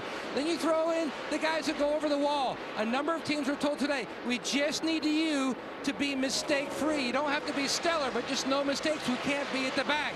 But then you go on top of the press box, and the spotters used to be inside of a suite in turn 4. They have recently been moved to start-finish. Those guys have to tell their drivers about the wind change. It's almost more like Talladega, trying to give their drivers as much information as they can about navigating traffic to stay on the bottom. Yeah, Matt, the other thing those spotters are really good at is helping the crew chief know what everybody on pit road's doing, taking 2 tires or what they're doing in the pits. That's helpful, too. What Ryan Blaney's being told is that Kyle Larson is coming. Larson is now up into the top 5. He's probably making the best inroads as the winds have gotten even more intense. 19 miles an hour at the start of the race, 21 to 30 now. Temperatures just past 80 degrees. Well, there's a lot of people that are doing one thing right now, and it's chasing that 21 car. Mike, you know this. When Pearson drove the 21 car, we used to see him sit out there and lead races like this. We didn't think anything about it. This is Ryan Blaney. He's looking for his first win. His 21 team, 2nd year running the whole schedule. And now they've got a car in a position and a car fast enough today to win this 500-miler. Martin Truex may have something to say about that, trying to put his Toyota among that brace of Fords. Moves up to 2nd spot. And we're starting to see this a trend. Truex doesn't start off really fast. The 4 of Kevin Harvick does. So does the 21 of Ryan Blaney. But as the run goes on, this 78 car just starts turning so good, hugging that white line and coming to the front, just like Kyle Larson and Jimmy Johnson are further back. I agree 100% with you, but I love where that 21 car is because he can get this big lead. And as we saw at the end of the first stage, maybe he slows down a little bit. It's right at the end of that stage. Oh, I want to be the leader. Oh, man. You can control what goes on behind you if you're the leader. But Truex is coming, Matt. Mike, very consistent through the garage here this morning. A number of teams told me it's almost like flipping a switch. After about 9 or 10 laps, whatever issue that you are fighting with your race car, it's magnified. But when you talk to Cole Pearn in the 78, Cole felt like with their car, they were a little bit on the tight side, but they were able to maintain their pace, and they felt like that would be an advantage today, and you're seeing it stage after stage on the racetrack. And Matt, you're right. If you think at the end of the first stage, where was the 78? He was closing fast on that 21 car. Didn't get there, but he was closing fast. And that's just great engineering. That's engineering aerodynamically as well as mechanically, getting all 4 of those tires to work consistently and work well throughout the entire run. Let's get back to 12th place where Dale Earnhardt Jr. is trying to rebound. He restarted 20th on this green flag sequence. Okay, bring the dash about the brake tempo. If you need to tighten it up, getting in the corner on the brakes, just put the right side lever forward. Got like 5 different things. Yeah, right side has 2 forward, 2 back. So what he's talking about is a brake lever. It sounds to me like he's trying to adjust his entry of the corner based on how he's using the brakes. And what he can do, he has a brake adjuster. If he wants more front brake, he can move that lever forward. If he wants more rear brake, he can move it back. Vince?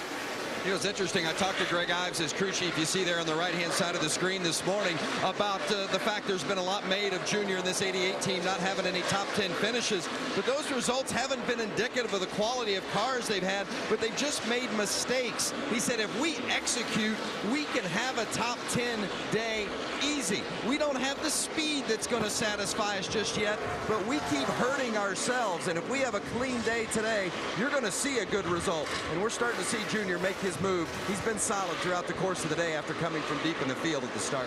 And that would be important to him. It's the first time in his career Dale Jr. doesn't have a top 10 in the first 6 races. Ryan Blaney in the Wood Brothers Ford has led 95 laps so far.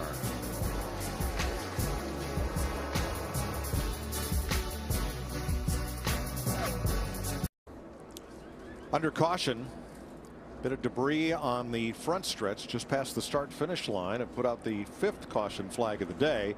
J.J. Yeley will get the free pass. First car 1 lap down. Ryan Blaney, when he comes past start finish, will lead his 100th lap today. Amazing. And who would have predicted that he would dominate this race in such a fashion? Jamie. And Jamie McMurray, that last run, he thought he had a loose wheel. He stayed out there, and it seemed to get better, but they just wanted to take precaution here, so they're going to change the tires, fill him up with fuel. He still maintained a top 4 position, Matt. Truex led 141 laps last year, finished 6th. Another stout car here again today. No changes, just right sides, Vince.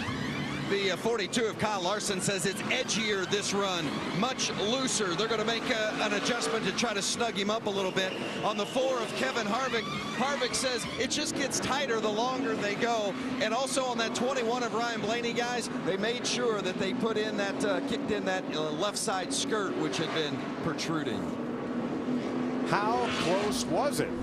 At the end of pit road by a nose, Blaney hangs on to the lead. Good for them. Chevrolet, the official vehicle of NASCAR, is the most awarded car company 3 years in a row. Learn more at Chevrolet.com.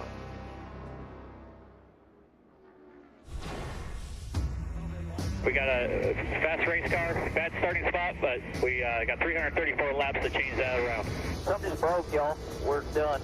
The 19 blasted me up the left rear quarter. The 33 spun on his own in front of me, idiot. Who truck does? We're all the way to the inside of the pit road. 77 got you.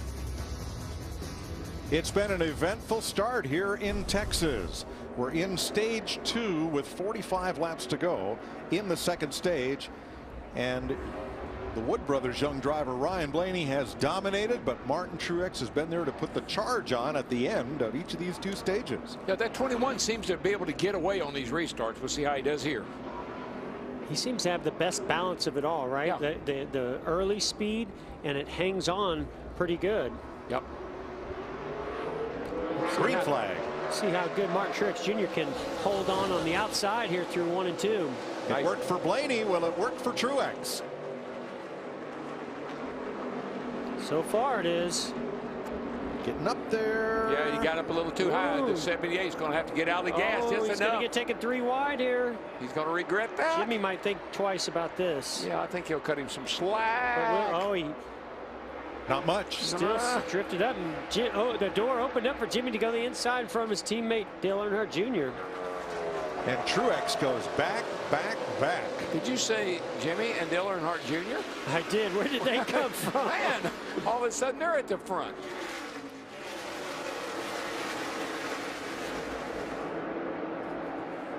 Larson putting a big block on Kevin Harvick, who's got a good run.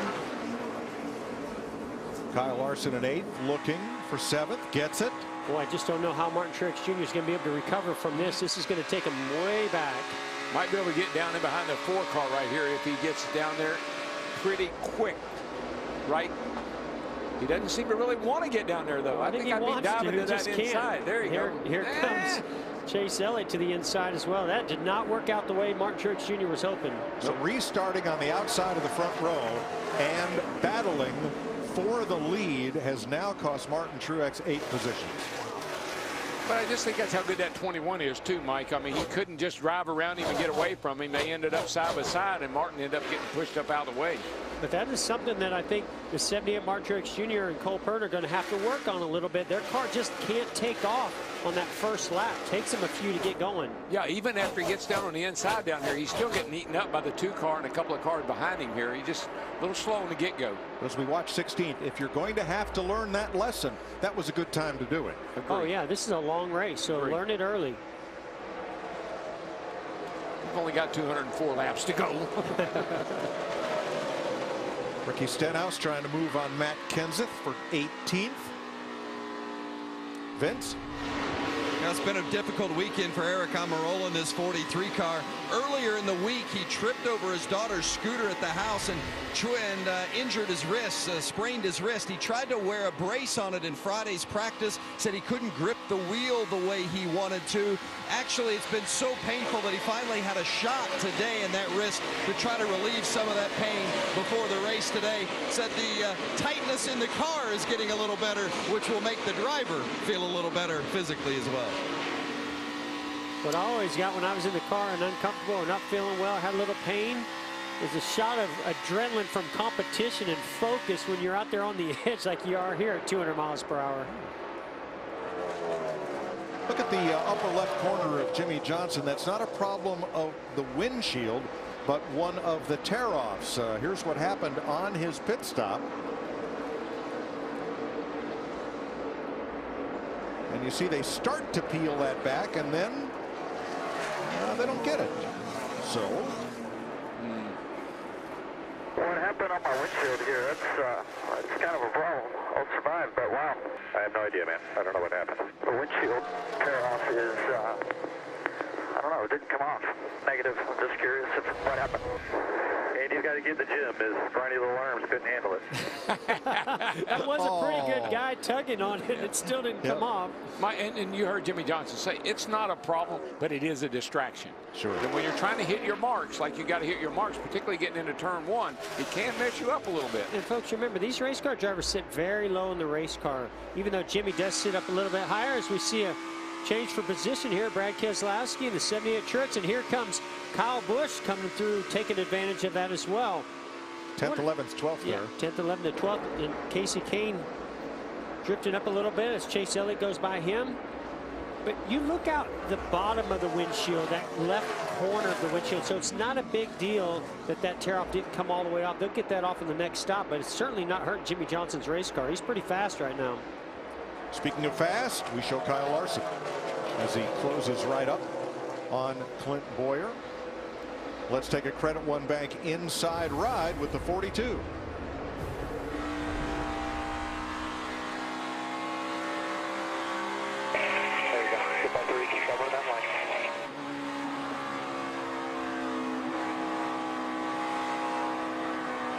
Even, quarter, bumper, clear. One back forward, 5 to 14.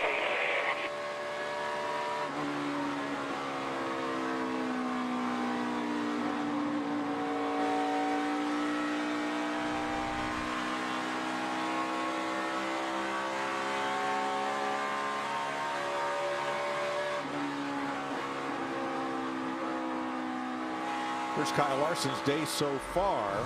He had a penalty back at lap 30. You see that dip, that was for turning into his pit too soon back at lap 35. But since then, it's been quite a rise toward the front. He's currently 4.5 seconds behind Ryan Blaney in 5th place. Jimmie Johnson second, looking for his first top 5 of the season. Then McMurray, Earnhardt, and Larson.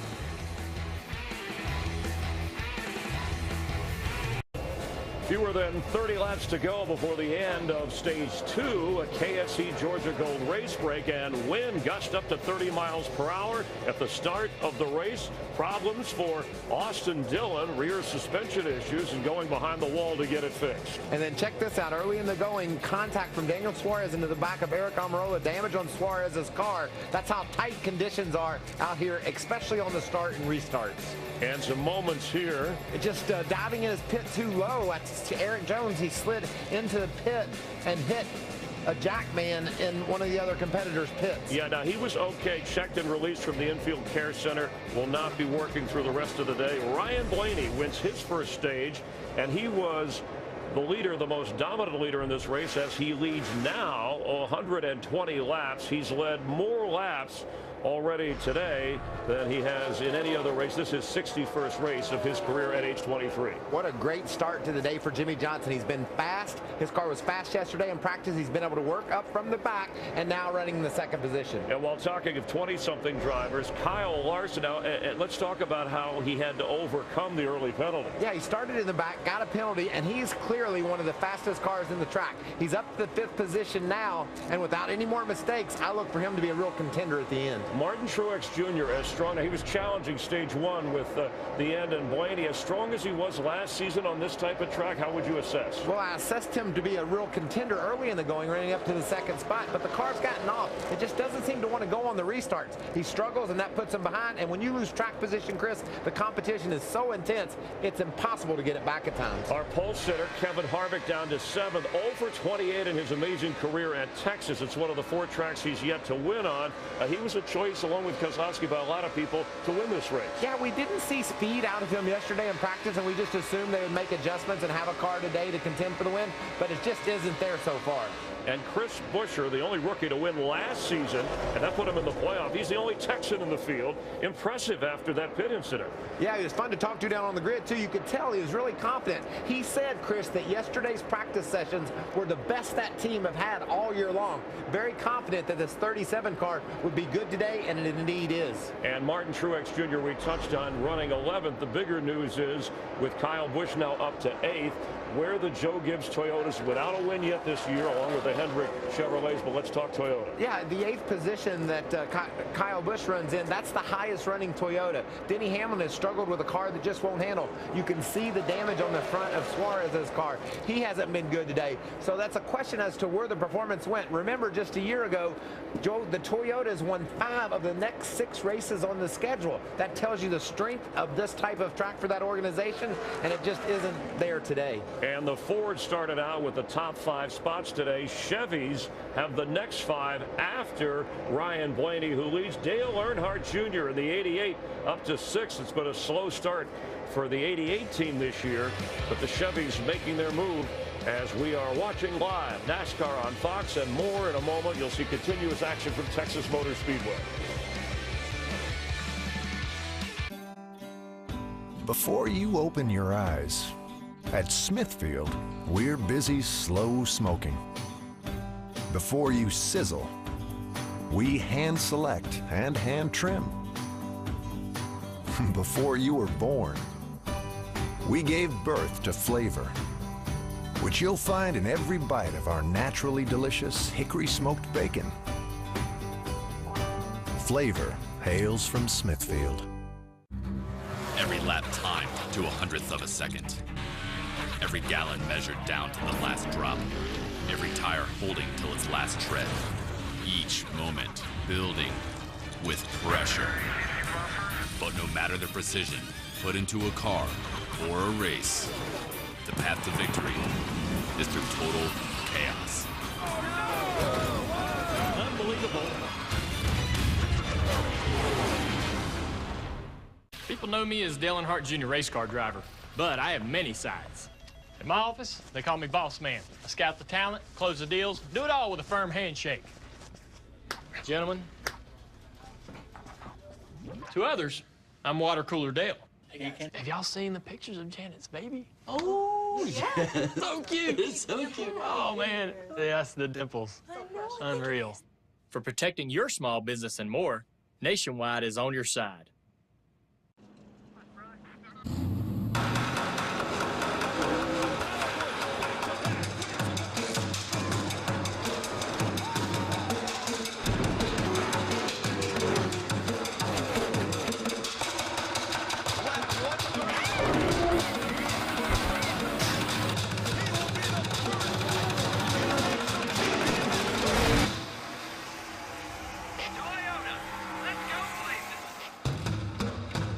Get closer to the action like never before with NASCAR Race Hub on FS1.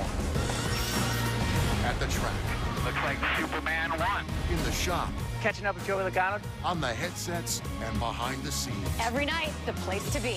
All season long. Hear the story from the drivers who lived it. That's how tough the track was to drive. And get the ultimate setup from the legends of the sport. You can't script it. There's certain things out of your control.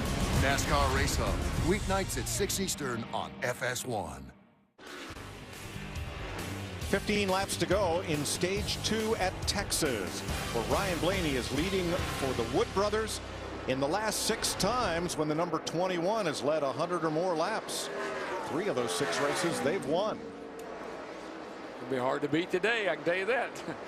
Jimmy Johnson in second, Jamie McMurray, Kyle Larson, Chase Elliott. Here is Kevin Harvick, the pole sitter, 8 seconds back of the leader. Larry? Yeah, what we're hearing on Kevin Harvick is now, earlier his car was tight, it wasn't turning, but now he's missing rear grip. He's loose now, so it's almost like either the track is changing, which I think could be part of it, or maybe they've over-adjusted, they've jumped the fence, he's now loose. Larry, I think that's what happened. Jeff and I were talking about that. You complain about your car being a little too tight. First thing you know, you're too loose. Here's something you haven't seen all day long. Somebody passing Kyle Larson as Chase Elliott goes by for the 4th position. Yeah, there was a real good 4-car group. McMurray, Larson, Earnhardt, and Elliott. But Dale Jr. has lost touch with this group, and McMurray has moved ahead during the battling between Elliott and Larson for 4th place. Yeah, well, if the 42's got any tires left, I'd be surprised, because he had been driving the wheels off that thing to get up to the front. Another driver who dropped back from the start, Martin Truex, tried the outside to get the lead from Blaney, found himself out of the top 10. Matt, he's rebounded to 10th, but no further. Trying to compartmentalize that frustration, Mike. It took a while for Clayton Hughes, his spotter, to finally get a hold so the 78 could get to the bottom, but at that point, he'd lost 8 spots. And then the balance took a drastic turn. He lost 3 more. No idea what's going on. No grant. Well, now we're racing all cars with 4 tires, so we just got to make the most of it here. You know that, Cole, but chatter loose now for some reason. That 4 is getting track bar back down. Hopefully settle in here. Even out. Martin dominated this race last year. They had pit strategy late in the race, ended up not going to victory lane. Jamie, how about his teammate? Yeah, he's really dropped. The last time we talked about him, he was top 5 after that pit stop, and he just wanted more stability.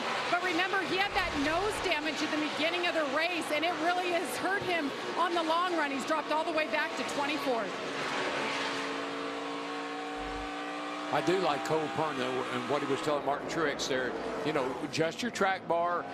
You know, we're going to settle in here and let's run some laps and we'll fix it up for you when we pit next time. That's a crew chief selling something to the driver. You know, and I wonder, going back to something Larry McReynolds said, is this track changing? I mean, we saw Kyle Larson has shown a ton of speed, and now he fell back behind the 24 of Chase Elliott. We're seeing Truex talk about different things. We heard Harvick say, hey, I'm now loose. Is this racetrack changing? And what about Kyle Larson, Vince? Yeah, I think it's definitely changing, guys, because Larson has always been a little bit free, but that has swung to flat out loose now, saying it's way too loose in 1 and 2 and also in 3 and 4. So they're looking forward to the end of this stage and getting fixed up in a little more security. Yeah, when I got a car that's on its edge, the track can change a little bit and make my car feel better or worse. But I look at the 21, the 48, the 1, those guys running up near the front, it doesn't seem to be changing for them. Well, it's an 80-degree day. The sun has been beating down on this asphalt as these cars keep running on it.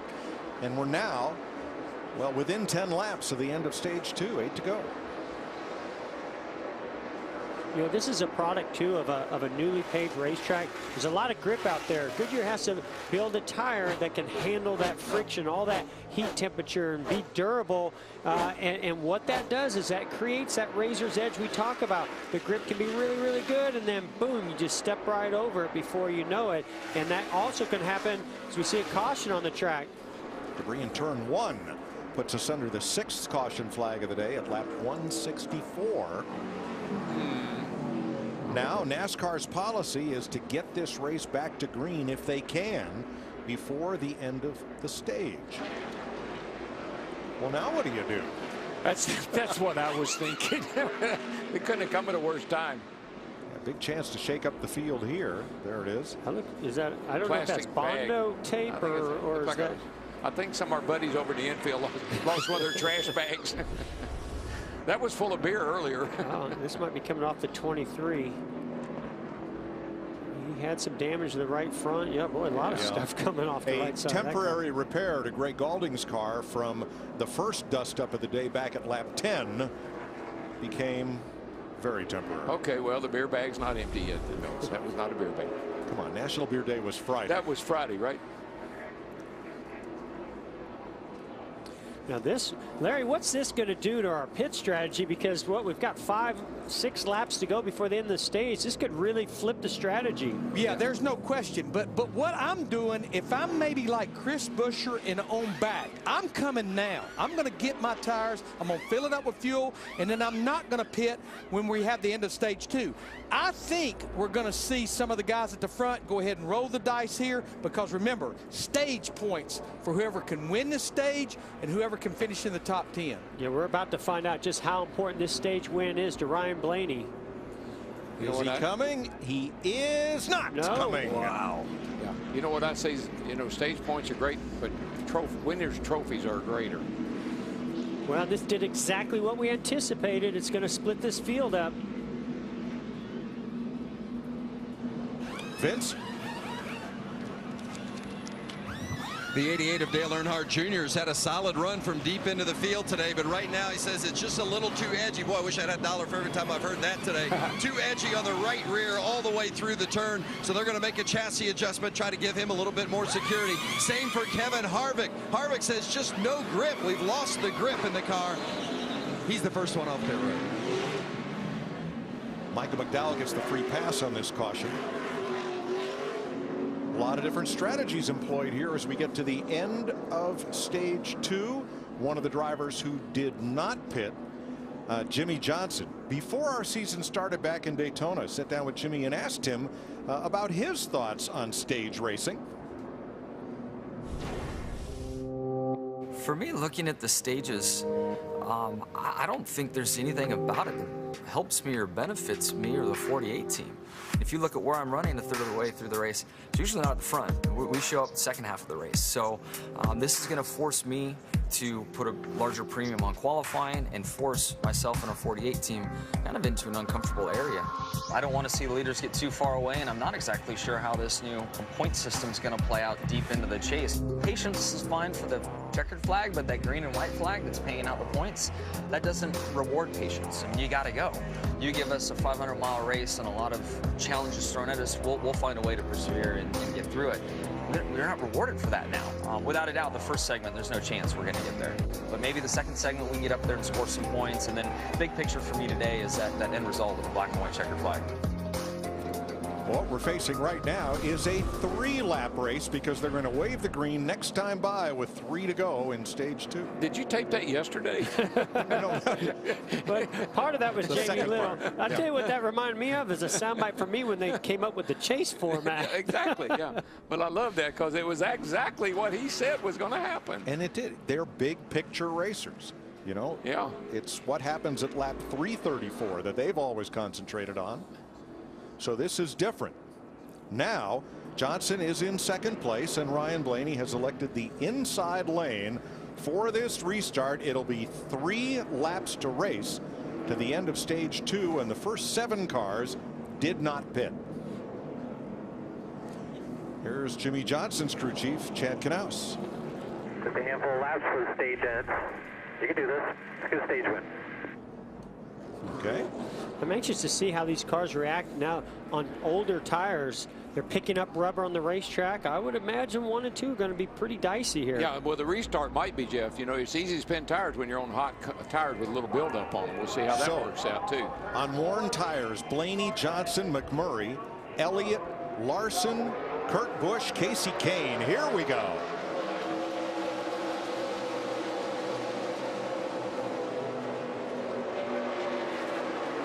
Really interesting right there. Jimmie Johnson could have gotten in behind the 21 of Blaney. He chose to try to get to the outside of him.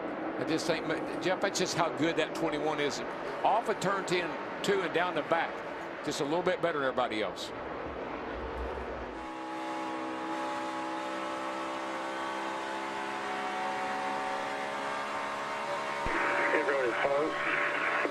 2 to go. Third place is the battle. Yeah, Chase Elliott started in that outside lane. Kyle Larson and Jamie McMurray were able to get to his quarter panel and get to the inside of him. Boy, Ryan Blaney, so impressive, the speed of that car, the takeoff speed, how it holds on. What a great day he's having. They got the whole package today, buddy. It's good on the short run, the long run, and here he comes. He's not racing any slouches. Jimmy Johnson here, Truex Jr. earlier. Yeah, Johnson got 80 wins, 7 championships. Blaney got 0 wins and no championships. And he's out front pulling away as they battle for the last point. Kyle Busch in 10th, Truex 11th. That will change there. Truex may get another one right here, getting to the inside of the 88, Dale Earnhardt Jr. Scott Jr. up the hill, but that second groove in the third and fourth turn is starting to look pretty racy. Ryan Blaney wins the stage as they end up single file, and Truex gets the last point, finishing 10th as stage 2 is over. Seen this act. Can Ryan Blaney complete the Sunday sweep? He's the winner of stage 1 and 2.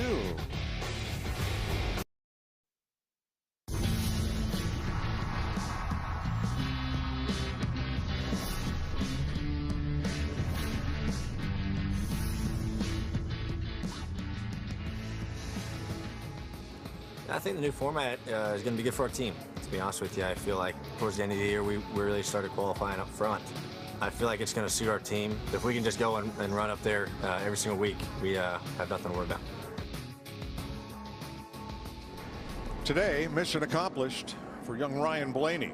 Remember I told you about the Wood brothers and in the races where they've led more than 100 laps. The last 6, they've won 3 of those. The last time that happened was 12 years before Ryan Blaney was born.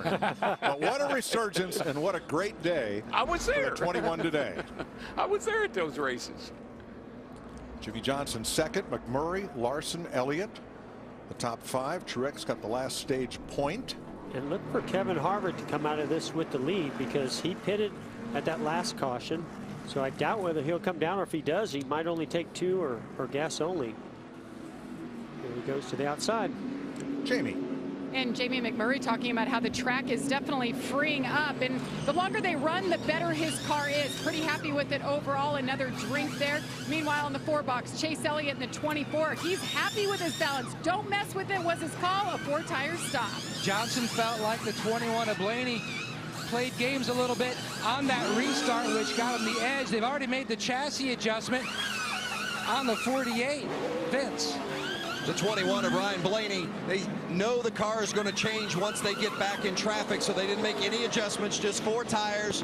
Kyle Larson took 4 tires too, needs to be secured up a little too loose for the 42.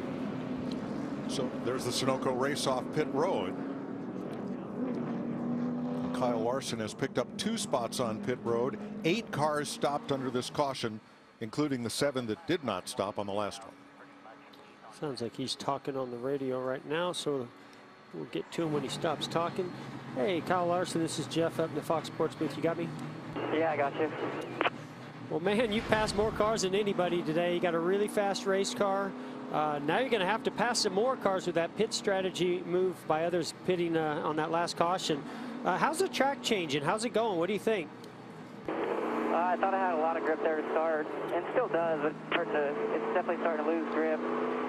My entry to 3 is starting to get a little bit loose. My landing in 1 and 2, it seems like everybody's kind of struggling with that, getting loose. So still narrow, but it's fun when you have a good car if you can exit low and get underneath them and get position. So having fun so far. Credit One Bank Chevy, and hopefully what I've learned from passing everybody so far today can help us here again.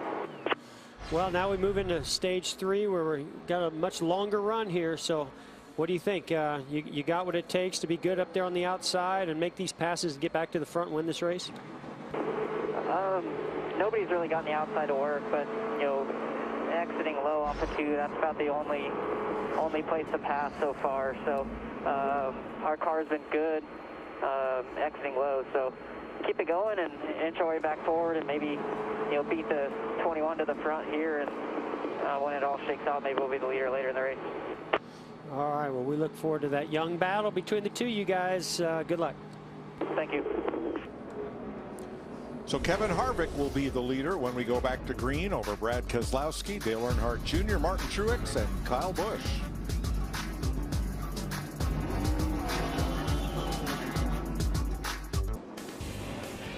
Well, on the stage-ending caution, the first 19 drivers did not pit. That means Ryan Blaney will line up 20th for this restart. Let's go to Jamie Little at the eBay Motors pit box. Well, we've been talking about Chris Buescher today. What a day it has been for him and his team. They started off, we talked about the issues where he spun into his pit box and his jackman got hit. Well, his jackman got checked and released. Well, RCR came to the rescue. They said, we'll bring in our backup jackman. They put him over the wall. They were flawless on that next stop. They gained 7 positions. But then his front carrier gets pegged in the face by a lug nut, and he's showing it off to our cameras. They are tough as nails. They're doing a good job today, hanging top 10, top 15 at times. So Chris Buescher definitely trying to bring home their best finish of the year, the Texas local. Mike? Buescher will restart 9th, Jamie, as we get ready to begin stage number 3 and take this race to conclusion. Harvick and Keselowski up on the front row as they approach the Geico restart zone.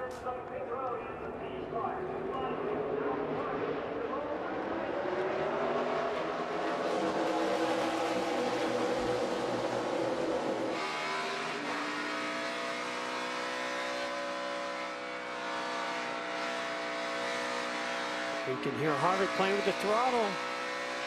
Here comes Junior. Junior on the inside, 27 in the wall. 27 got pushed up the hill, got a bump from behind. I'm not sure he hit the wall or not. Junior to second.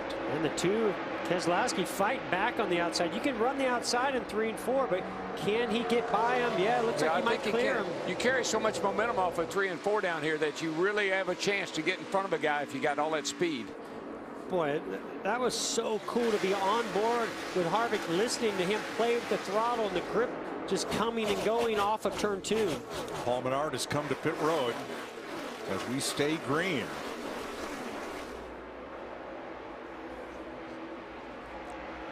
Let's go back and have a look at this restart. All these cars were on pit road back at lap 164, 6 laps before the stage end. So they cycle to the front of the field. See Truex giving a big push to the 4, Kevin Harvick, to get him out front. Harvick's going to dive down in front of the, well, tries to get down. You can see he gets really loose right there. Truex is just, every time there's a restart, he just can't get to the bottom. But this time he was able to fall into 4th place, so a little bit better for him. And let's show you what happened to bring Paul Menard to pit road, where they continue to work on the right side of his Chevrolet. He gets a shot here from someone on the 47 Allmendinger. Yeah, I think another guy that was in the middle of that was that 21 car, and I know he had to hold his breath for a second. I thought he got in the wall, but he didn't get in the wall. Did he have maybe a tire problem? No, he's having a long stop here on the pit road. Yeah, the hood's up on Menard's car. J.J. Yeley to pit road. Woo-hoo. Man, they're getting tight, getting into 3. Woohoo! Oh, a car trying to get down into the pits. That's what caused all that. That's the 37 car of Buescher.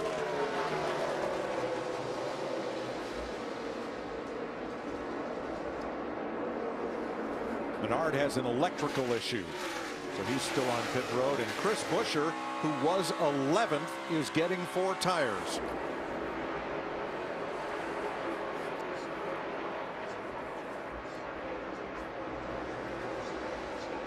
Eric Jones, Michael McDowell among those battling. Right here's Blaney. Now, since that restart, he's really fallen back. Larson, Johnson, Chase Elliott, a lot of guys got by him on that restart. But actually, he has worked his way back to right where he restarted now, Jeff, 20th position. And Joey Logano, who cycled to 7th place on the restart, is now in the top 5. Yeah, he and Keselowski both. I mean, seemed like they were struggling a little. Jeff and I talked about we were surprised they weren't running better, but now you got Keselowski running 2nd and Logano running 5th, both cars in the top 5. And Paul Menard's car is being pushed to the garage. He's out of the race. He'll join Jeffrey Earnhardt and Timmy Hill. Eric Almirola there in the 43 car. He's running in 9th spot, doing a nice job with his hurt wrist. What do they say? No pain, no gain? He's gaining on it today, brother. It's funny how a race car works. You get in a car that's your happy place. That's where you're the most comfortable. And I've had all kind of injuries, but when I was in my car, in my seat, strapped in, that's when I was the happiest. Jimmie Johnson closing up on the tail of Ty Dillon. Yeah, I think that 48 car, he's got some speed. He gets through traffic a lot better than Blaney. Blaney restarted behind him, and Jimmie has gone off and left Blaney. Jimmie is the third car with fresh tires. Kyle Larson is 12th, Chase Elliott 13th, and Jimmie Johnson 15th. Now, one thing that has not changed here all weekend is that stiff wind that's blowing straight from turn 2 to turn 3. Here's Keselowski's spotter. Very, very gusty right now relative to the race so far. Increase in gustiness. Yeah, it's great information. Nobody knows the wind better than being up on top of the roof and feeling it as a spotter. You know what? Nobody knows the wind better than an airplane pilot, Roger. And that's Joey Meyer's other job besides spotter. Well, that back straightaway, it's not that long. It's only 1,330 feet. So you're not going straight very long, but you're going to feel the effects of that wind. And the biggest thing you want to know as a driver, has the wind increased? Has it changed direction? Gusty wind, there's not much you can do about that. You can't predict when it's going to come. You just have to hope for the best. But if it changes in any way that's going to really affect the car on a consistent basis, that's great information. Yeah, I watched the flags yet. They have consistently been standing straight out. I don't see them laying down and standing up. They're constantly straight out. 11th place here. And on the right, watch Jimmie Johnson. You can see him using that white line. Whoa, Ty Dillon gets really loose trying to stay in front of Jimmie Johnson. Jimmie really hooked that white line and the paint down that separates the track from the apron. Was able to get a good run right up to his rear bumper and maybe assist with that looseness. I just like the way that 48 looks coming through the traffic. He catches them and passes them, doesn't linger or mess around long. 5th place battle here among the drivers who did not take tires on that caution flag. The top 6, including Logano, staying up toward the front. Vince? Well, you see that Logano scored some points in stage 1, did not score in stage 2. They've been having a problem finding the sweet spot in the balance of this 22 car. They've been loose, they've been tight, they've been loose at one end, tight at the other. Just haven't quite found it yet today. But there's no question the 22 has speed. If they can find the balance to go with it, they're going to move up from that 6th spot.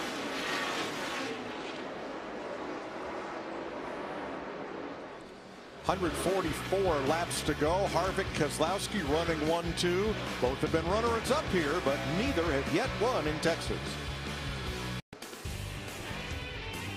139 laps to go. Kevin Harvick, Brad Keselowski keeping close tabs on one another at the front. Dale Earnhardt Jr., Martin Truex, Clint Bowyer are the top 5. For our Liberty Mutual Insurance spotter coverage, we're going back to the last restart and listen to Joey Meyer help Brad Keselowski worry less. Green, green, green. Okay, 78's pushing. 78's pushing to your right. 2 back to 88. Still outside. 478. 78's outside. You're moving on to 78. Clear high if you need it. Easy here. Clear high, clear high, clear high. Get up. Inside, inside. Lined up on the bottom. Traffic control from Joey Meyer for Brad Keselowski, currently 2nd. Here's the view from the spotter's perch at Texas from our Liberty Mutual spotter coverage. I'll tell you one thing, that 2 car is gaining on that 4 car in a hurry. He's caught up to the back of the 4 Keselowski has over the last several laps, putting a little pressure on the old 4 car of Kevin Harvick. And Jamie, what are they saying about the old 2 car today? Well, in the last run, as you guys noted, he was falling back. He said he was loose into the corner, loose on exit on both ends of the racetrack. He said it was just too much to deal with. So he was working that brake bias, the track bar adjuster. But on the last stop, they made a wedge adjustment. Took a nice swing at it, put 4 tires on it, made an air pressure adjustment, and that all made a big difference. Oh, yeah, they got him tuned up now. He's going to be fighting for the lead here pretty soon. So Harvick and Keselowski 1-2. Working past Matt DiBenedetto there. They have 2.5 seconds on Dale Earnhardt Jr. 2 got a little trash on the grill. Maybe just a small piece. That may be why he's so fast right now. He's got a lot of front downforce. Now, Ryan Blaney dominated this race, but at the end of stage 2 is when they chose to pit. They were the first car out with fresh tires, restarted 20th, and Vince, he has climbed to 15th. Yeah, Mike, and they knew that the handle of this car was going to be different for sure back in the pack. And they talked about whether or not on that last pit stop they should make some chassis adjustments for it. Ryan said, I'm a little bit tight, but Jeremy Bullins, the crew chief, didn't want to free him up anymore because he thought it would be freer in traffic, so they left it where it is. And so far, no significant complaints for Blaney as he tries to make his way through the traffic. And by the way, you know, you talked about the last time that the 21, the Wood Brothers 21, led 100+ laps in a race back in 1982 at Rockingham. Neil Bonnet in the car that day, Ryan Blaney in it today, and I'm sure making every Wood Brothers fan proud with their performance. Absolutely. Mike, I watch lap times a lot, and right now Blaney is quicker than our leaders, but he's about a half lap behind our leaders as well. Now, DW, you were teammates with Neil Bonnet at one time. Does Ryan Blaney remind you at all about Neil Bonnet? He drives a lot like Neil did. Neil was the most unselfish person I ever met in my life. He was a great teammate and a great friend. Looks like Clint Boyer could be headed for a second straight top 5. He started third. His qualifying time was identical to Ryan Blaney's, but that tie was resolved by point standings. So he started the race in third. Jeff, you know, brother Michael, he won the All-Star race driving that 21 car for the Wood Brothers. That was one of, probably if I have any regrets, I have a few. One of them was I never got to work with Leonard Wood and the Wood Brothers, because that was just an incredible bunch of people. That would be cool.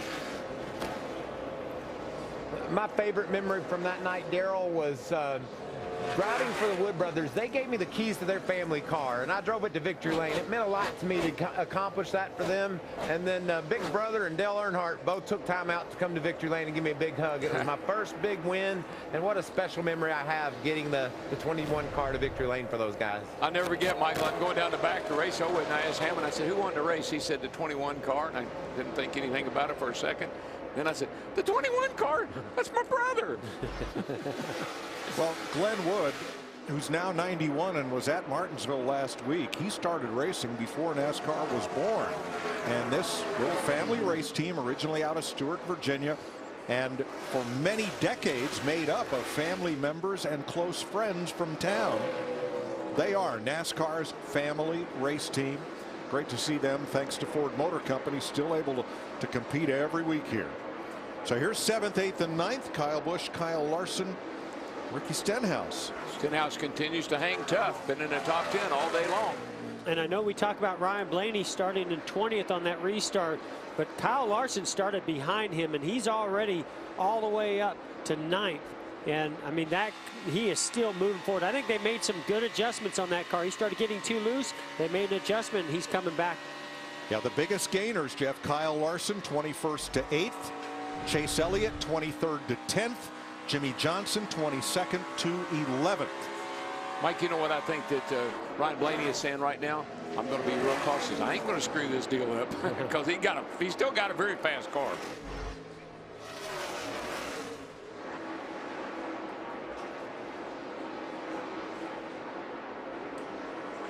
So, Larry, that group of cars, I believe 19 of them, that stopped prior to the end of stage 2, approximately 6 laps sooner. What's ahead for them? Yeah, Mike, all of the drivers up there, including Kevin Harvick, Brad Keselowski, they're going to have to start making green flag pit stops around lap 220 to 225. Now, those 7 drivers that pitted this last caution, they can go somewhere around 230 to 235. But we're sitting right now on the fact of whatever happens, it's a 2-stop race to get to the end of this thing. So that's about 12 to 15 laps from now. We'll start seeing some of those leaders to pit road. 126 laps to go. Kevin Harvick, Brad Keselowski out front. You heard the story a bit ago of Michael Waltrip's all-star win. There it is, 1996 for the Wood Brothers.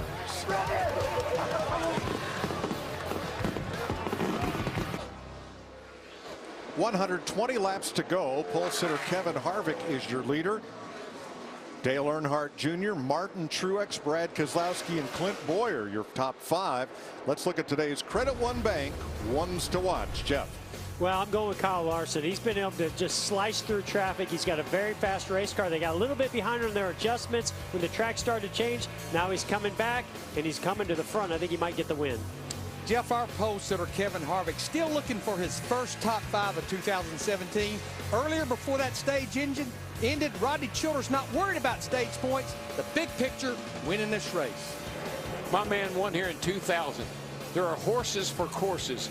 That guy loves this racetrack. That 88 is going to win today. Darrell, that's not true. Chase Elliott is going to win today. He got his first career Xfinity race win here in 2014. Last year, top 5 in both races. I agree. Horses for courses. We're from Kentucky. We know that's true. Chase Elliott gets the win today. Well, I don't know if Clint Bowyer will win, but he is coming off a top 5 and a top 10. And no matter, his post-race comments are going to be entertaining.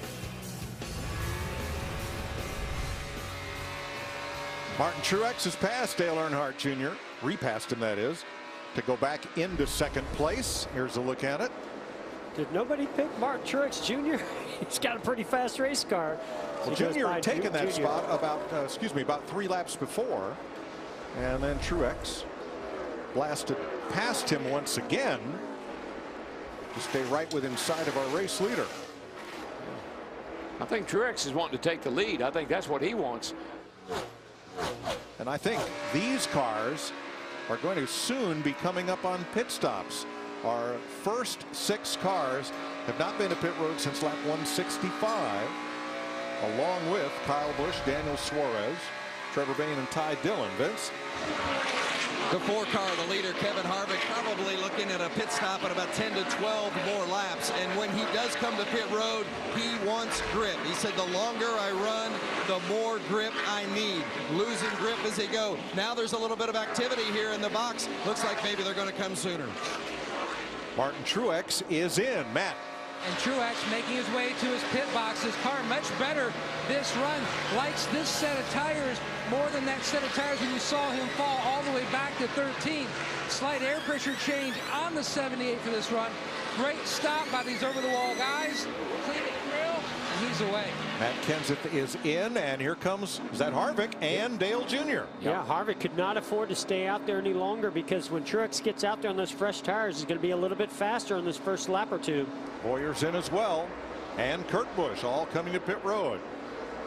This will fall right back into the laps of the guys that pitted when the stage ended a while ago. The 48, the 21, and those guys will be it'll be leading here shortly. Matt. Best run, Clint Bowyer says this car has had all day. Just needs to be a little bit better on the longer run on this 14. Chassis adjustment. Vince? The 4-car of Kevin Harvick, 4 tires and air pressure, trying to give him a little more grip on the longer run. 88 of Dale Earnhardt Jr. took 4 and a chassis adjustment as well. Almirola is in, so is Hamlin, Kane, Newman, Ty Dillon, Jamie. Those front runners coming in caught a lot of these teams by surprise at 24. Chase Elliott, you see the chassis adjustment there. He's good by himself, but in traffic need a little bit of help. Jamie McMurray just too free to start, wants to be better on that short run. A 4-tire stop once again for McMurray. Kyle Busch gets 4 tires. Eric Jones in, Allmendinger 21 in. Kyle Larson and Ryan Blaney to pit road. So that accelerates the green flag stop cycle for everyone who pitted at the end of stage 2. Yeah, they had to come. Vince. The 42 of Kyle Larson still loose on entry. That's been his complaint the second half of the race. 4 tires and air pressure adjustment for the 42 of Larson. No changes on the 21 of Ryan Blaney, even though the car is handling a little different. They believe it's because he's in traffic. They know the car is good. He showed it earlier in the race. No changes, just 4 tires. So this is the first time that Brad Keselowski has led today. Ricky Stenhouse is in. Matt. Solid day by Ricky Stenhouse in that 17. Just trying to fight that balance issue. The track, a number of drivers saying, continuing to change a little bit. And you guys documented earlier just about the wind changing direction and picking up. That certainly affects the car, Jamie. And Brad Keselowski never won here at Texas. Hopes to change that today. The team going to work a 4-tire stop. Clear the windshield there. Said he needs a little bit more turn, and the exit needs to be better. The handling was going away for Brad Keselowski. Joey Logano picks up the lead. We neglected to mention Paul Menard back in the race. They replaced a battery cable on his car. He lost a bunch of laps, but is back out there. And Jimmy Johnson coming in this time, surrendering second place.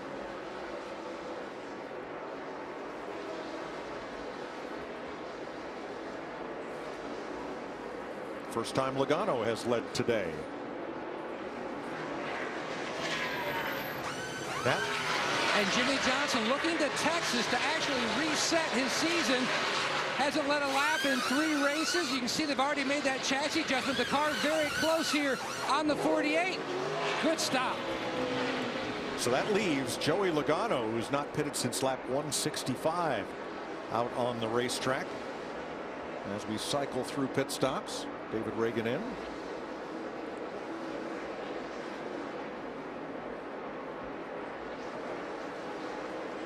Now before pit stops, Kevin Harvick had a slight lead, a couple of tenths of a second, over Martin Truex. And that will be reversed once we complete this cycle.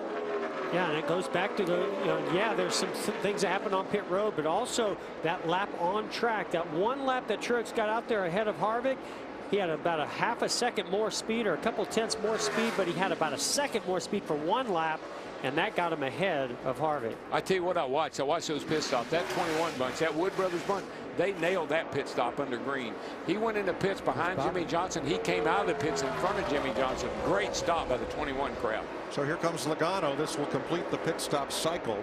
And Martin Truex's outlap 1.8 seconds faster than Harvick's outlap leaving the pits. That was the difference. Yeah, so the one lap he was out there on fresher tires while Harvick took one extra lap, and then the outlap was even faster by Truex. That's what turned the lead around. Vince? Joey Logano won this race in 2014. Top 5 both races last year. He has been solid again today, but he says it's a fair amount tighter this run, so they're going to make a chassis adjustment, try to get him a little freed up, and 4 tires. So that pit stop sequence began at lap 219 and lasted to 228. So still a bit of variance here between the leaders as far as the length of this next green flag run. Martin Truex Jr. now your leader in Texas.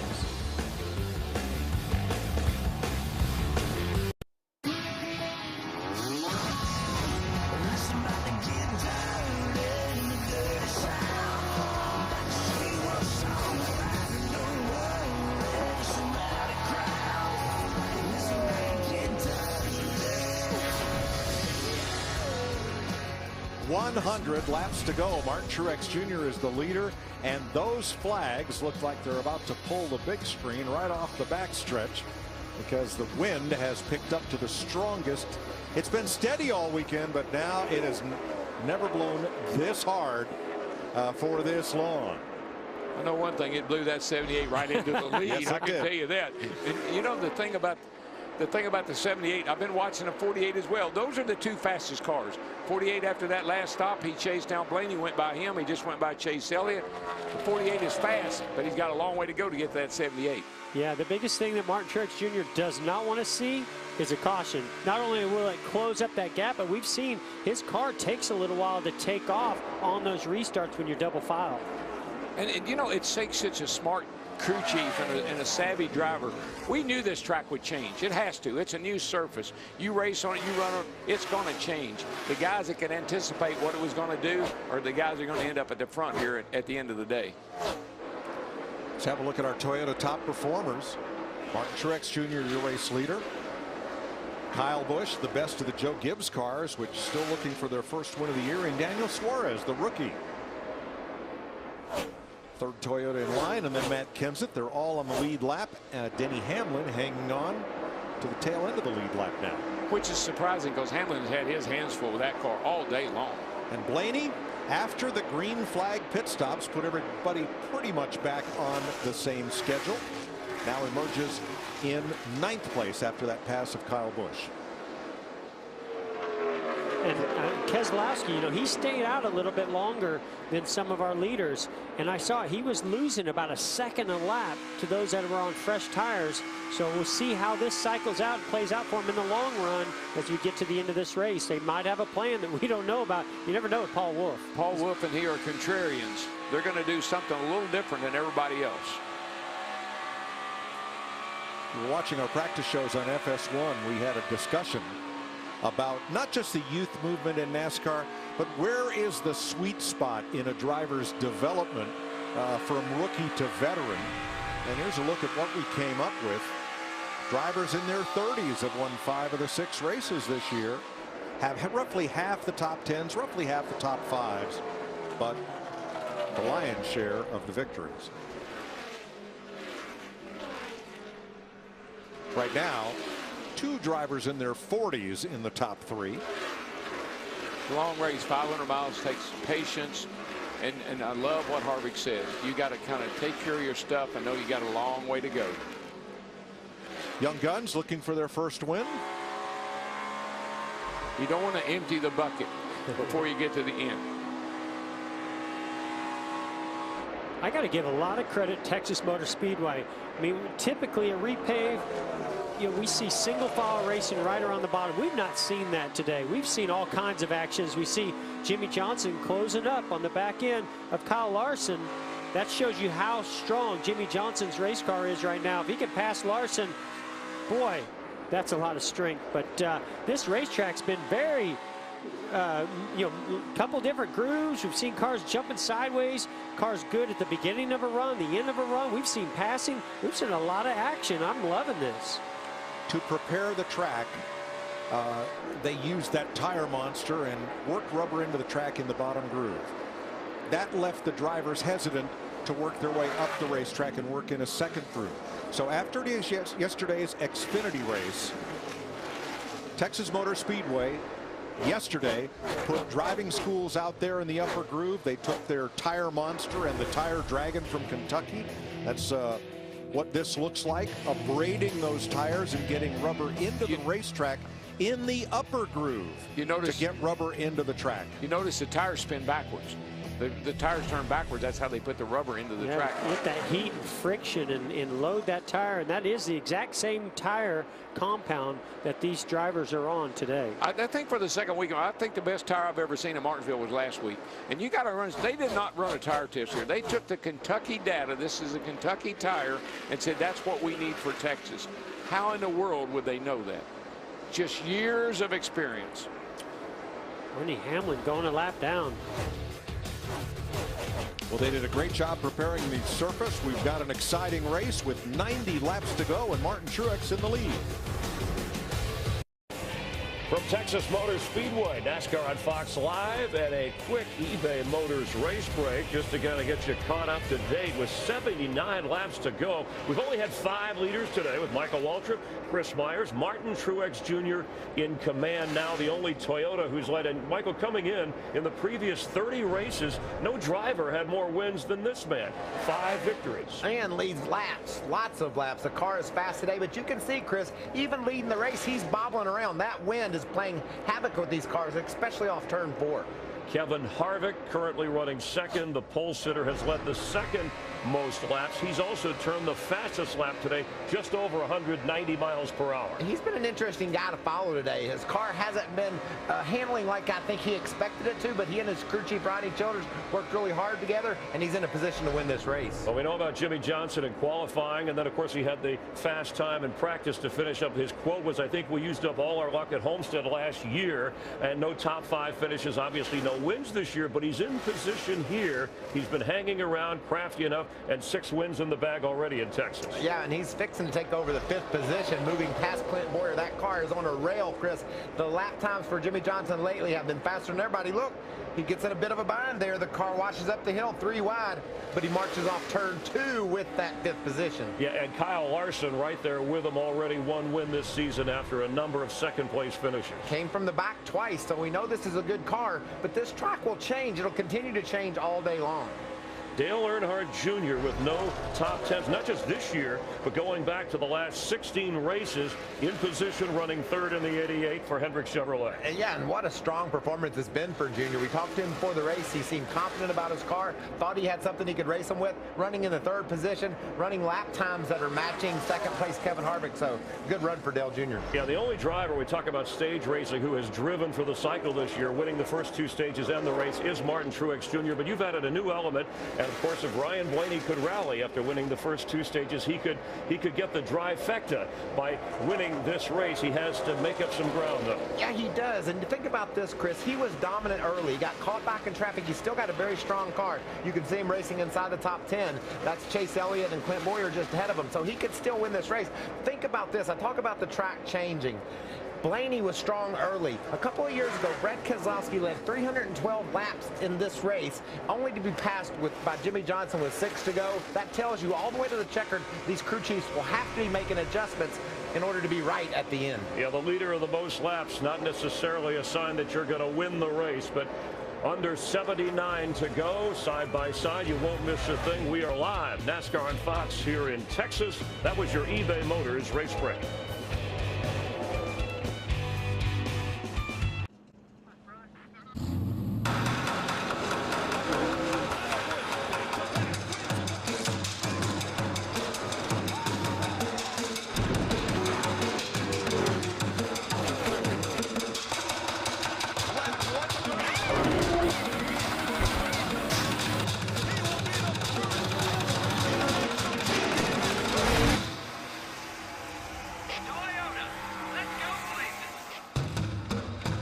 At AutoZone, we test batteries, starters, and alternators for free. I got a bad battery or alternator. I'm not really sure. Hey. Well, luckily we test all that for free. Do you need an extra helper? This one's free, right here. Let's get you what you need.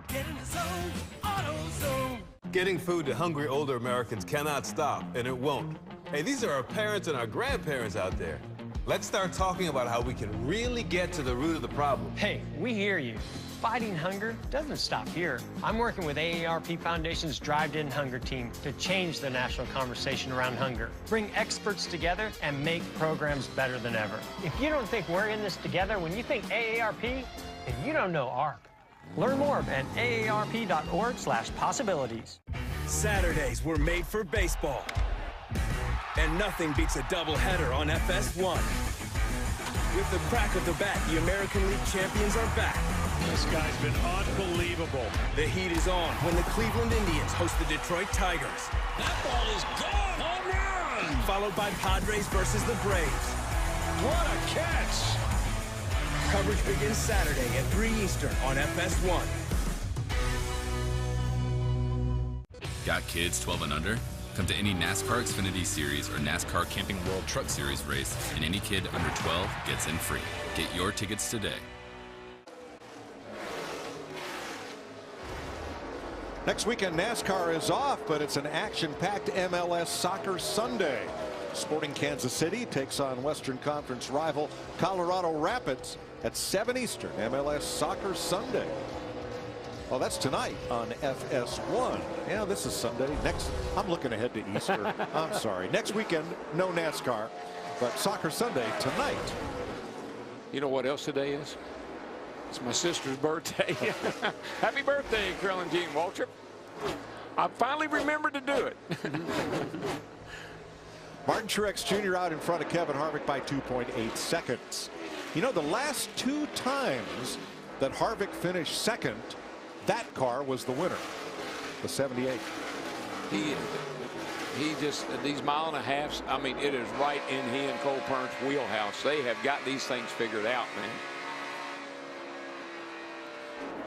I think they can repave them, put them on dirt, and they just have they just got a combination that works. A couple of our young guns running 7th and 8th there. Blaney lost, some ground to, I know he's making up spots, but he lost ground to some others that, came out of the pits behind him, but he's starting to gain back on those. Yeah, I watched him against the 48. That's who he was really racing kind of close to. The 48 has definitely gotten away from Blaney in the 21. He's chipping away at it, Vince. And Ryan said just a moment ago to his crew chief, Jeremy Bullins, he told him, he said it took too long to come in, but it is finally coming around, and it's good. So, as you guys noted, he lost some spots, but now it's coming to him, and he's tracking down that 24 in front of him with Chase Elliott. So he's had a good long run car. Part of the difference on this cycle is he pitted 3 laps after Martin Truex, who pitted at the very start of the cycle. Blaney goes to 7th. Larry, the cars that pitted very early in the cycle are now running 1, 2, 3.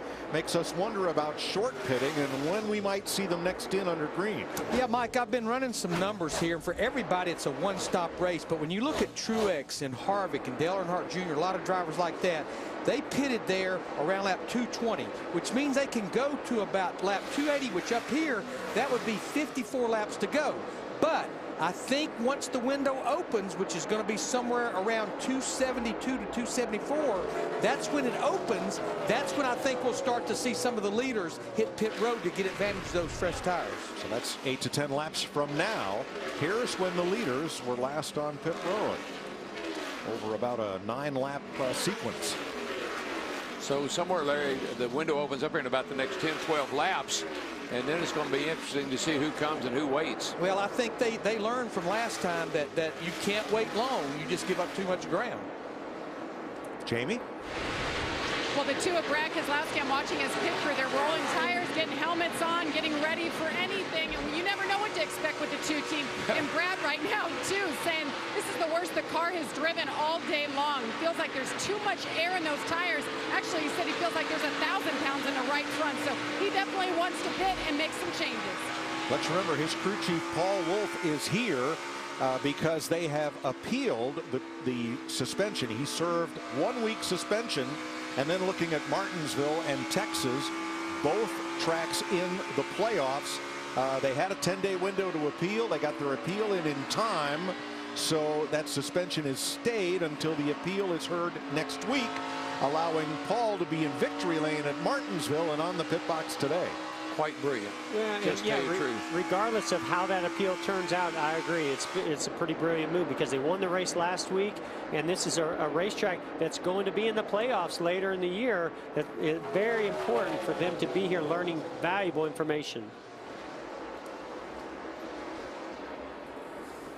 43 of Almirola on pit road. He is 1 lap down, and per Larry's numbers, this would be about 4 to 5 laps early to go the distance. Got a little early, looks like. I just wonder how much his hurt wrist is affecting his performance latter stages of this race. That's a real painful injury to try to drive one of these cars 500 miles around here as fast as we're going.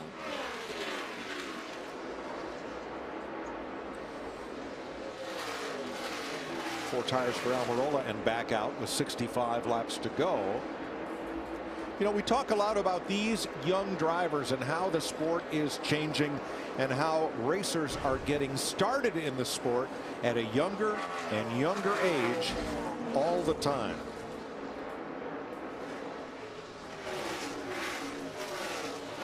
The reason I drive a race car is number one, I grew up always, liking cars as a kid and wanted to be involved with them. Didn't know how. But once I got my first race, I just knew it was something I wanted to do for a long time. I think growing up and racing my whole life, being around it from the time I was born, every weekend was built around what happened at the racetrack that weekend, whether it was my dad or my grandfather. No secret of my dad's success, and I'll be the first one to tell you I've been very lucky with the opportunities I've had over the years and just growing up around the racetrack. I love the competitiveness. Not only that, it's family. It's what I know. Ever since I could remember, I was at one with my dad.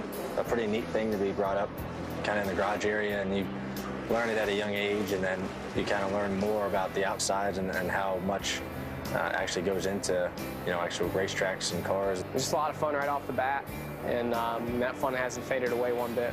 It's definitely shaped me to be who I am in a way that I have a lot of respect for the history of this sport. It was a lot of fun, so I wouldn't have it any other way. I think it's good to see new faces as time goes. I think the excitement and some of the different styles of racing that these guys are going to bring in, I think is going to be good for the sport and fun to watch.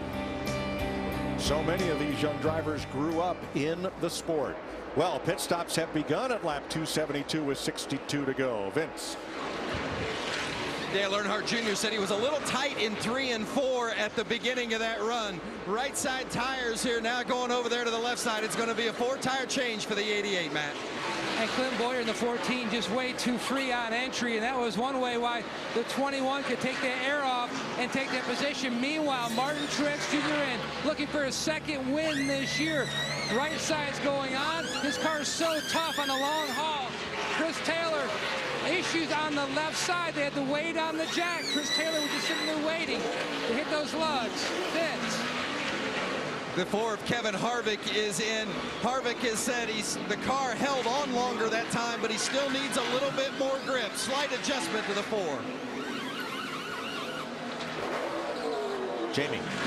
And Brad Keselowski, as I reported, he said that was the worst the car had driven. They will make a chassis adjustment. They already made an air pressure adjustment all the way around, and it'll be a 4-tire stop for Keselowski.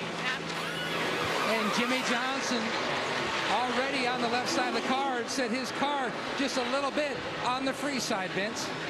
The 42 of Kyle Larson says he thinks the track is heating up because the car just keeps getting looser and looser as they go. Try to give him a little bit more security on those adjustments.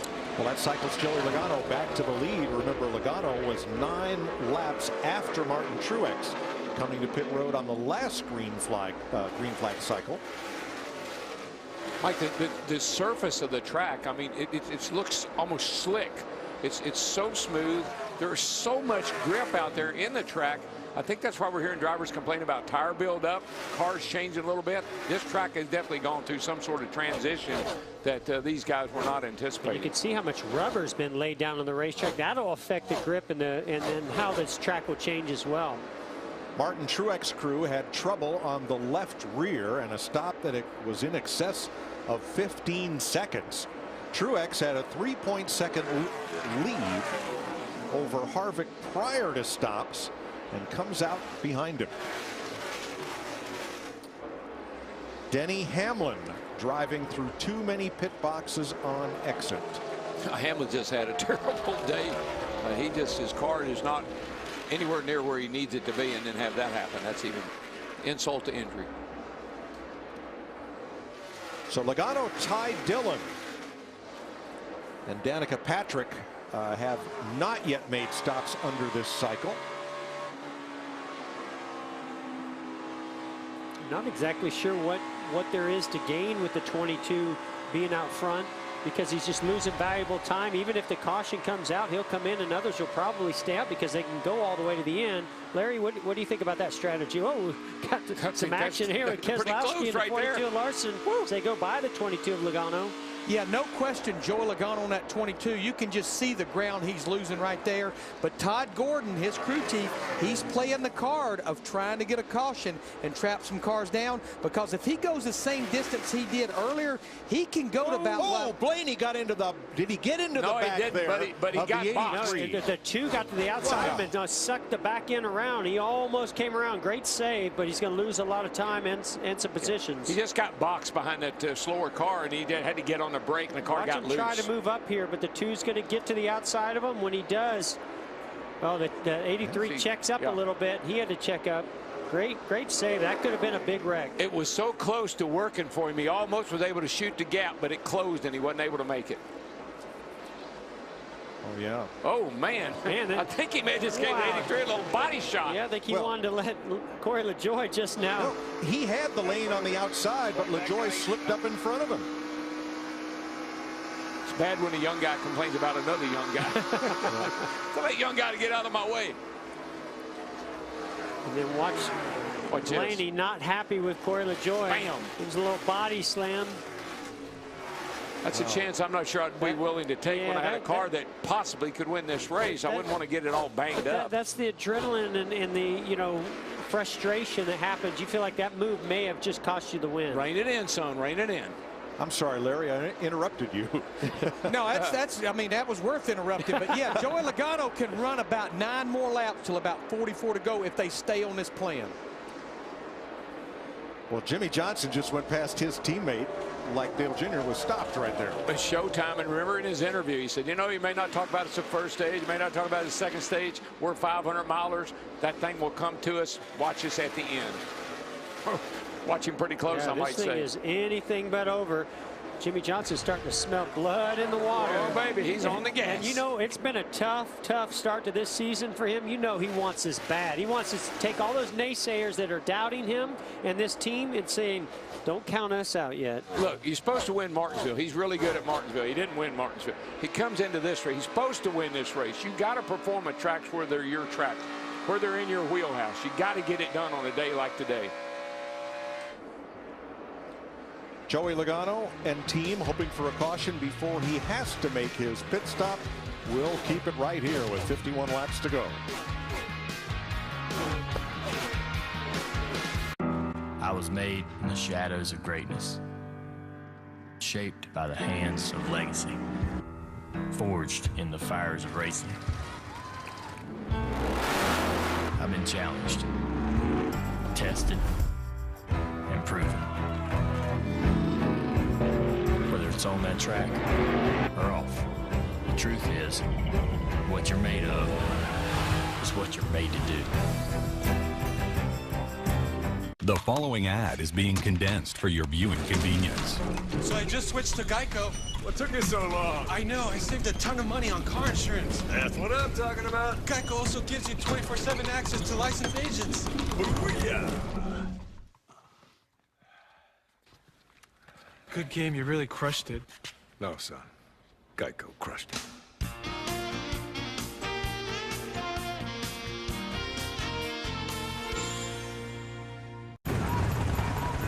Get your choppers.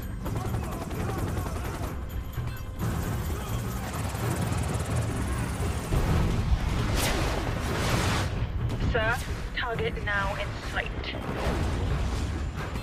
Target now out of sight.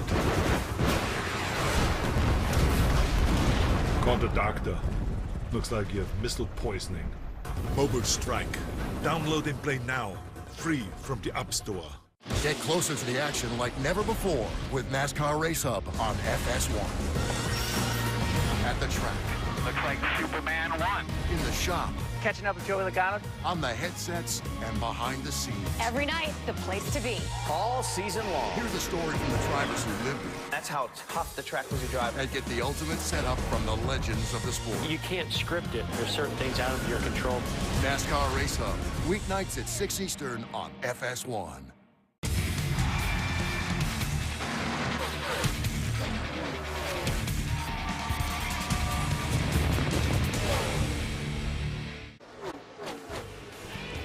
.47 laps to go. Joey Logano still leading. Aerial coverage from Goodyear. Everything they learn making tires for the grueling demands of NASCAR inspires what rolls into yours. Goodyear, official tire of NASCAR. Joey Logano was last on pit road 60 laps ago. Larry, how far can he go? Well, again, I think we're going to see him on pit road in the next couple of laps. But, Mike, when I look at the trends of the race, I want to be a little careful with that because this is a new surface. But when I look at the last 10 spring races here, we've had a caution with 53 laps to go on the average, which we've already crossed that mark. But 4 times in those 10 in the last 25 laps, and twice we've been to overtime. We're hearing Logano is coming this time. Yeah, he's. I see him slowing down. He's getting ready to bring her on pit road. Yep, there he comes. This will complete the cycle of pit stops.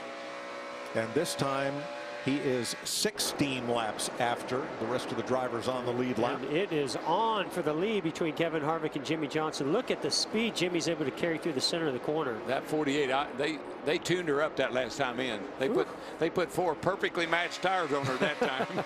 And she's going somewhere now.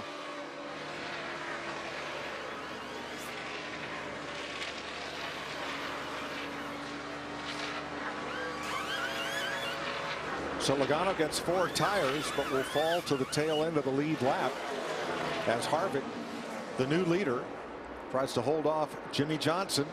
Martin Truex 1 second back, Dale Earnhardt Jr. 2. Mike, look, there's 43 laps to go. But this is the race.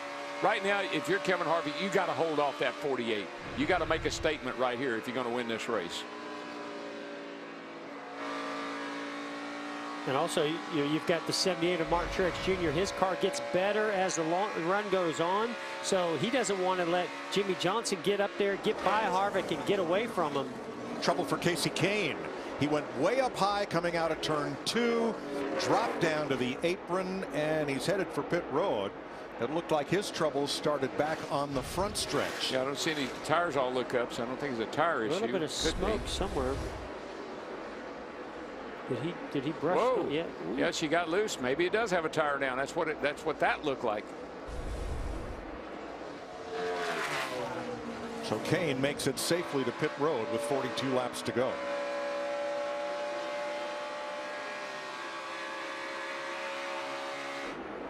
Now Jimmy's been able to catch Kevin Harvick here, but can he get by him? He's certainly a lot faster. Closing in on him is one thing, but actually being able to get a big enough run and get the momentum to pass him is going to be a little bit different. He's going to have to search around here a little bit. Yeah, well, the thing that the 78 Martin Truex is hoping that they race each other long enough that he can catch up, because he's catching pretty quick. Fifth place battle on the right. The best thing for these two leaders is, except for Joey Logano, who just got tires, they're the fastest cars on the racetrack. So they've got a 1.6 second gap back to Truex, who is not making inroads. Dale Jr. 2.5 back. So it really is. It's a race between these two. Yeah, I think right now, I'm just serious about that. I think you make a statement right here. You hold him off. You show it. You can't pass me. You don't have the car. I'm faster than you are. Hopefully, you know, things will settle down and I can run this thing to the end. Yeah, I think there's a couple different strategies. One for Kevin Harvick, hold that line, stay on the bottom, make it difficult for Jimmie Johnson to get close and make him work those tires. For Jimmy, he's got to be patient. He's got to pick and choose when he's going to be aggressive. Don't use up your equipment, abuse those tires, build the air pressures up, and in a way where you can't get a run or get the car that you need to pass him on this long run. What did Kevin Harvick tell us? You don't use up your stuff. You don't use up your car. You don't take any chances till we get down near the end. And right now, he's going for the win. That's what he's driving for. Kasey Kahne's problems were terminal. He's taking that car to the garage. 38 laps to go. Jimmy's been able to get right to that point where he is right now, but he just can't get any closer at this point. He pulls back and then he gains on Harvick, and then he gets within 2 or 3 car lengths and he just can't close anymore. All right, so why pass him now? You've got 38 laps to go. You're learning where Kevin Harvick is at his best and where his weaknesses might be. Do you want to pass him and go on and try to drive away, or do you want to sit here and play cat and mouse? Well, Harvick's a lot better off turn 2. That's where he gaps the 48. But the 48, Mike, right now, he wants to win a race. He needs to get these naysayers, these people that say something's wrong with the 48 team, something's wrong in the camp. They want to put that to rest and do it. You do it right here. Jimmie Johnson and Kevin Harvick have finished 1-2 14 times.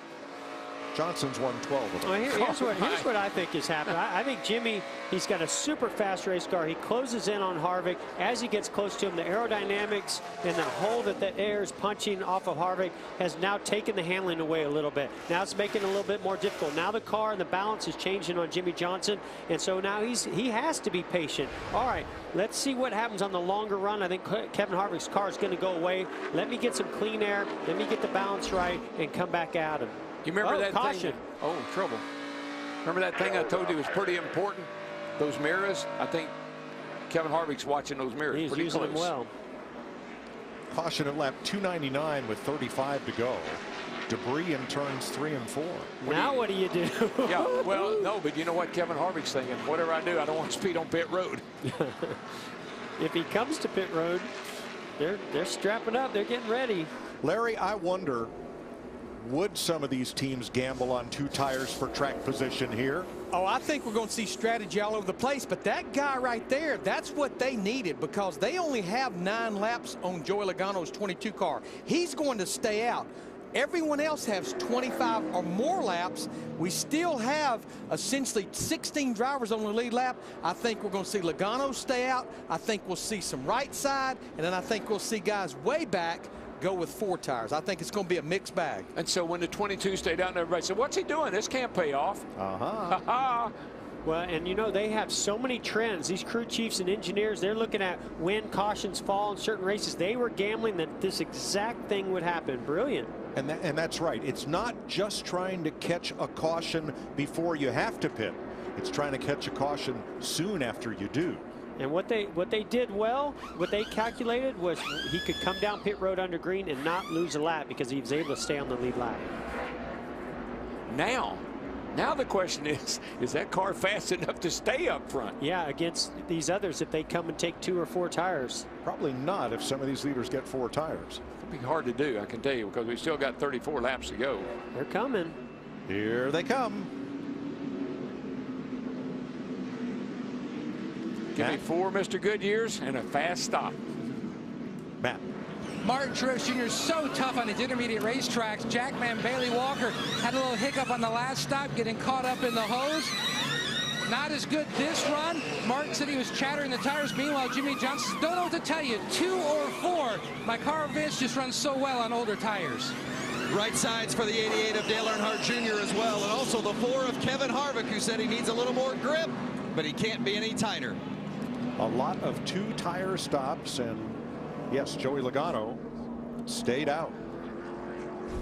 What a disaster for the 21. Oh my gosh. So Logano was 15th. He's now the leader. And you mentioned Ryan Blaney. I don't know if the car fell. I don't know what happened. I think the car fell off the jack on the right side.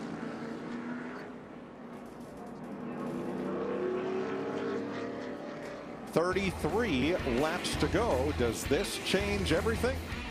Stick around.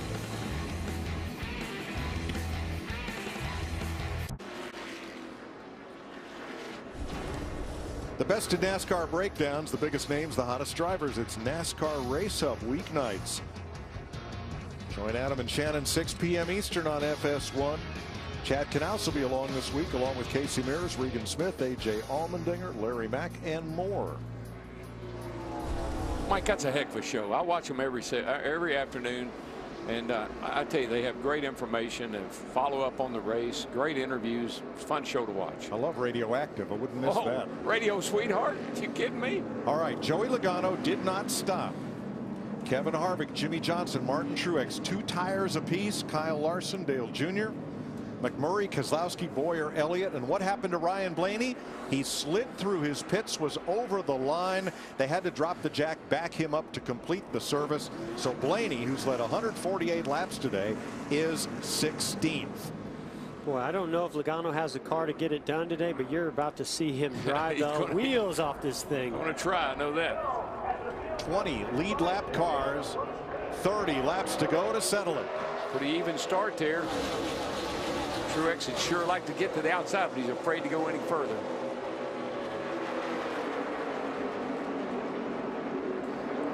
Wow, we've got 2 Jimmy lanes Johnson now. coming to the inside of the 4. Here we go. I think the 4 is going to get locked to the outside here. Might lose a few positions. I don't know. That outside's been working in 3 and 4 a little bit better than what we were earlier in the day. He's able to hang there and get bound. Yeah, he made it work really well. Look out, Truex. Larson under Truex. I thought they were going to hit each other, but they stayed off, and they're going to make it. A little bit of contact between Jamie McMurray and Dale Earnhardt Jr. on the front straightaway. This race has turned into a short track race. They're banging on each other everywhere. And we've got a good 2-groove racetrack now down in turns 1 and 2. 1 and 2 is really not that bad, and 3 and 4 is great. I watched Dale Jr. pass a lot of cars high. Heck, he might pass Martin Truex Jr. on the outside. He's really picked up a lot of speed in that outside lane. He has found something on the outside. Wow. Power move. Do it, Junebug. Sends Jr. up to 6th. Whoa. Man. And Logano is staying out front despite not stopping. And right there, Brad Keselowski also worked the outside groove and made it work. Didn't quite complete the pass, but he got the momentum off the turn 2. It's great to see Multiple groups here on the repave. That's amazing. Yeah, it's really come in. I think the latter half of this race, the outside group has really started to be not a bad situation. It's raceable now. Blaney just passed Kyle Busch. That's for 13th. Yeah, Blaney's pedaling hard. He's got a fast car, but he just dug too deep a hole. And he banged up the right side of it, giving a slap to Corey LaJoie after they got together. That probably wasn't the smartest thing he could have done either, so it didn't need that. Boy, I'd really like to see Jimmie Johnson. I know he's on the bottom. He's got a little bit fresher tires. I'd like to see him search around this racetrack. I think he's faster than Logano if he can get some clean air to the nose of that low Chevrolet. I think if you look at the, you know, we were looking at the 4 and the 48 before that caution came out, but right now that 22 is holding his own, maybe even gapping them a little bit. Joey Logano holding them off as we crank it up in Texas.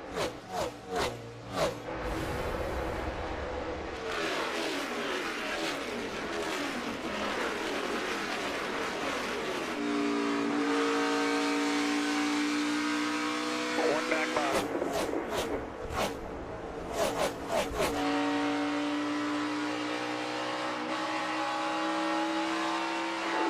1.5 small run, tracking out behind.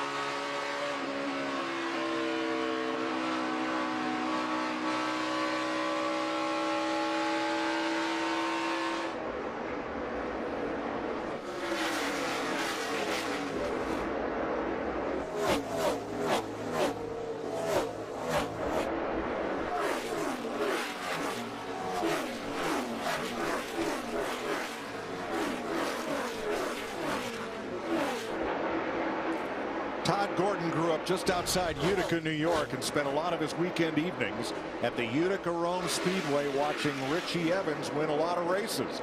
He's a former driver. He is now Joey Logano's crew chief, and his contrary strategy has put Logano out front. Yeah, what I've been seeing over the last several laps is Joey Logano's better in Jimmie Johnson better in 3 and 4. Joey Logano is better up off of turn 2. That's where he's able to gap the 48 just a little bit. But the last couple laps, I believe the crossover in those tires, old tires versus new tires, is starting to favor the 48. What do you think, Vince? Well, and as you guys talked about, Todd Gordon made the call, and it's definitely a team effort with the spotter, Tab Boyd, up top telling Logano constantly where Jimmie Johnson might be running that gains a little, or where Joey happens to have a particular better corner. A moment ago, he said Johnson tried to hook the bottom, but it didn't gain him any ground. Certainly a team effort for the 22, trying to keep Joey Logano out front of the closing laps. You got to give, Joey a lot of credit. He started on the outside lane. He chose correctly there. He's doing a fantastic job holding Jimmie Johnson off, but you can see he's given enough room for Jimmy to get a little bit of a run off of turns 1 and 2. He's having a harder time holding that bottom. I just don't know if he's going to have enough to hold him off all the way to the end. Jeff, sorry, Mike, go ahead. It's the sum of all the parts. It's the pit crew. It's the driver. It's the crew chief. Here comes Jimmie Johnson. It's the spotter, and we got to change the lead right here. Johnson to the lead with 16 to go. How many wins does Jimmie Johnson have here in Texas? 6. Maybe one. How many championships does Jimmie Johnson have? 7. How many wins does Hendrick Motorsports have this year? 0. None yet. All those things are possibly going to change. This thing stays like this, but it is anything but over, folks. We've seen cautions come late in this race and change everything. Jimmie Johnson started this race in the rear. The grid was set by the cars who qualified, then point standings, and then drivers with backup cars or unapproved tire change, in Johnson's case, started from the very back. The last driver to win from the rear is Jimmie Johnson at Homestead. Joey Logano is not giving up second place to Kevin Harvick without a fight. He's putting up a fight, I can tell you that. Fights? Joey Logano? Did someone say a fight? No, I didn't say that. And Kyle Larson is within 1 second of the lead as well. Based on what I'm seeing with that 48 car, they're all fighting for second right now. That 48 is setting sail. Just you can see Logano drifted up the racetrack right there. He's just having a really hard time. I think, the handling on that car is just starting to go away a little bit, especially now he's behind Jimmie Johnson. The arrow is affecting that car, and he's just having a tough time keeping it right on that white line that is so important to do. Just a few more laps on the tires, I think, is probably making the biggest difference. Well, and he hasn't had the best handling car all day, so it was a great gamble, and I mean, it's gotten him into this position. No matter what, it was brilliant. I agree. Kasey Kahne back in the race. They had some rear end issues, perhaps an axle. Hey, I want to tip my hat to Todd Gordon and Joey Logano because they knew, I think your point, Jeff and DW, they didn't have a car that could win this race. If you just follow the leaders, that's what you do. So I applaud them for getting off strategy and maybe taking advantage of that caution. Well, now, it looked like the 42 got that 4 car up the hill, and he's going to maybe make a pass. What an aggressive move by Kyle Larson. Did you see how hard he sailed it into that corner to get to the rear bumper and try to loosen up Kevin Harvick? He loosened him up just enough to get by him. Yeah. This season, the best Chevrolet team has been Chip Ganassi Racing, and here is Larson in 3rd and Jamie McMurray 6th. Well, we got 12 laps to go, and this thing is far from over. That 42 got around Kevin Harvick, and now he's setting sails trying to catch the 22. 7th place. Now, I talked about searching around the racetrack. Brad Keselowski's been all over this racetrack trying to find ways by. He was just to the outside of the 78. Now he's searching the high line down here in 3 and 4. He's going to get there. That outside has really come alive the last little bit of this race. They've been able to make passes down there. And the back end of Truex's car has gone to sleep. It just won't hold the racetrack. You saw a big double bobble there in turns 3 and 4.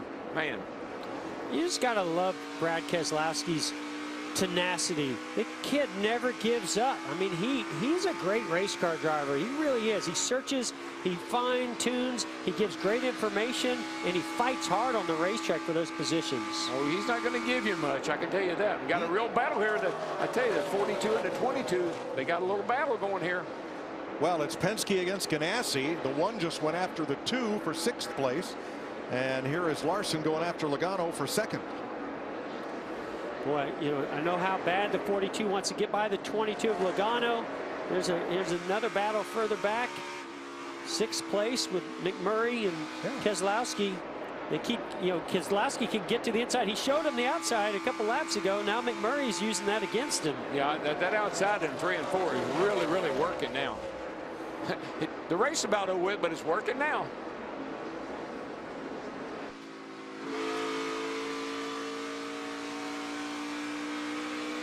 I think he's going to clear him right here, jump up in front of McMurray, complete that pass. 6th place for Brad. Jimmie Johnson leading by half a second. So 42 is fast right now, so let's stay on it. Put some good wins together. That 42 is pretty fast. These 3 cars back. Hey, Jeff, that 42 is pretty fast. He's been fast all day. He's worked he worked hard today to get back up there at the end of the day. Yeah, the best thing for Jimmie Johnson right now is the 22 of Logano in between them, and the laps are winding down. Yep, 7 to go. 6 this time. Ooh, a little bump right there. Could see Larson was on the apron, kind of clipped that white line, hit that bump, and it upset his car. I think sometimes, Jeff, and it's really maturity and experience and what you learn. You get to a point you say, okay, I'm overdriving my car. I don't want to mess up. I'm going to settle for what I got. Well, coming to 5 laps to go, Rick Hendrick has 2 cars in the top 5. Jimmie Johnson leading. Dale Earnhardt Jr. in 5th. Jr. looking for his first top 5 finish since Pocono last June. Yeah, he likes his place. And Chase Elliott back in 9th place, so 3 in the top 10. Not a bad day. Here's the running order for Hendrick Motorsports. Casey Kane back on track after a rear axle problem. Under 5 to go. And right now, I just love this turn. I mean, Jimmie Johnson's minding the gap. He's watching that mirror, keeping an eye on that 22. He knows that he's not as good as 22's not as good as he is. If he can keep the 42 behind him, he's in good shape. Because his right side tires are 11 laps fresher than Joey Logano's right side tires. All due to race strategy, but that's what makes Joey Logano a 2nd place car instead of, as Larry pointed out, maybe a 12th to 15th place car was that strategy. Yeah, absolutely. I am a little surprised Jimmie Johnson has not been able to build a bigger gap. I really expected when he got in front of Logano, he'd just pull away, but he really hasn't. What that's doing, that's giving this opportunity not only to Logano, but on board here with Kyle Larson. If he can get by the 22, he might be able to get up there and make something out of this before this thing's over. But again, just running out of laps, 3 to go. When you've got 80 wins and you won 6 at this racetrack, I think he's just kind of keeping everybody at bay. I think he's got a little left in the tank if he needed it. He's doing all that he needs to. That's it. Logano is his best friend right now because Joey Logano is holding Kyle Larson at 3rd. Larson got a good run off turn 4. He's going to do the same thing he did to Harvick right here. He gets right on his bumper trying to get him loose. Yeah, it's going to work. Here he comes. Got the nose under him. I think he's got the pass made off turn 2 right there.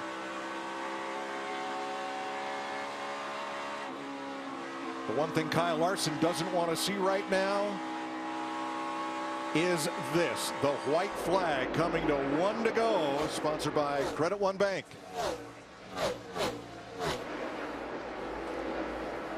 Larson is 0.8 of a second back. Closing.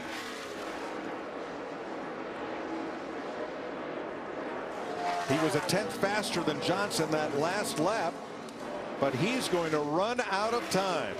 Jimmie Johnson last in victory lane at Homestead.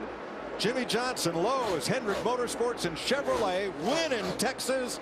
They beat Kyle Larson by 0.4 of a second. That Larson was on a tear, man. Couple more laps, it could have been different. If he could have gotten around, Joey Logano, he could have gotten there. But Joey Logano was his savior for the 48. Thank you. That rough start to the season on Jimmie Johnson jacking us the 48 team. No, we won't be hearing about that for a while. He has won 25% of his starts here. That is phenomenal. And it's the 4th different track where Jimmie Johnson reaches 7 victories. Here's your 5-hour energy extra strength big move of the race. Jimmie Johnson with fresher right side tires going past Joey Logano for the final lead change. We talked about turn 2 being the turn to master to make passes, and Jimmie Johnson makes it happen in turn 4. That's not the first time he did that today. I think that outside lane really came in strong at the end of the race there. Jimmie Johnson taking home the checkered flag is today's Sunoco fueling victory. Pretty good at that too. Look at that thing go around. still want him to shave that beard off there? Maybe not. Trim it, maybe. All 7 time, that finger in the air, maybe the 48 going for 8. He's in the playoffs. We're 19 races away. Another championship, but not too far off for Jimmie Johnson. Kind of an intriguing race starting in the rear of the field, but in Texas, in the last 10, he's won 6. Meanwhile, in second place, once again, Kyle Larson, 5th time he's finished in the top 2 in the last 6.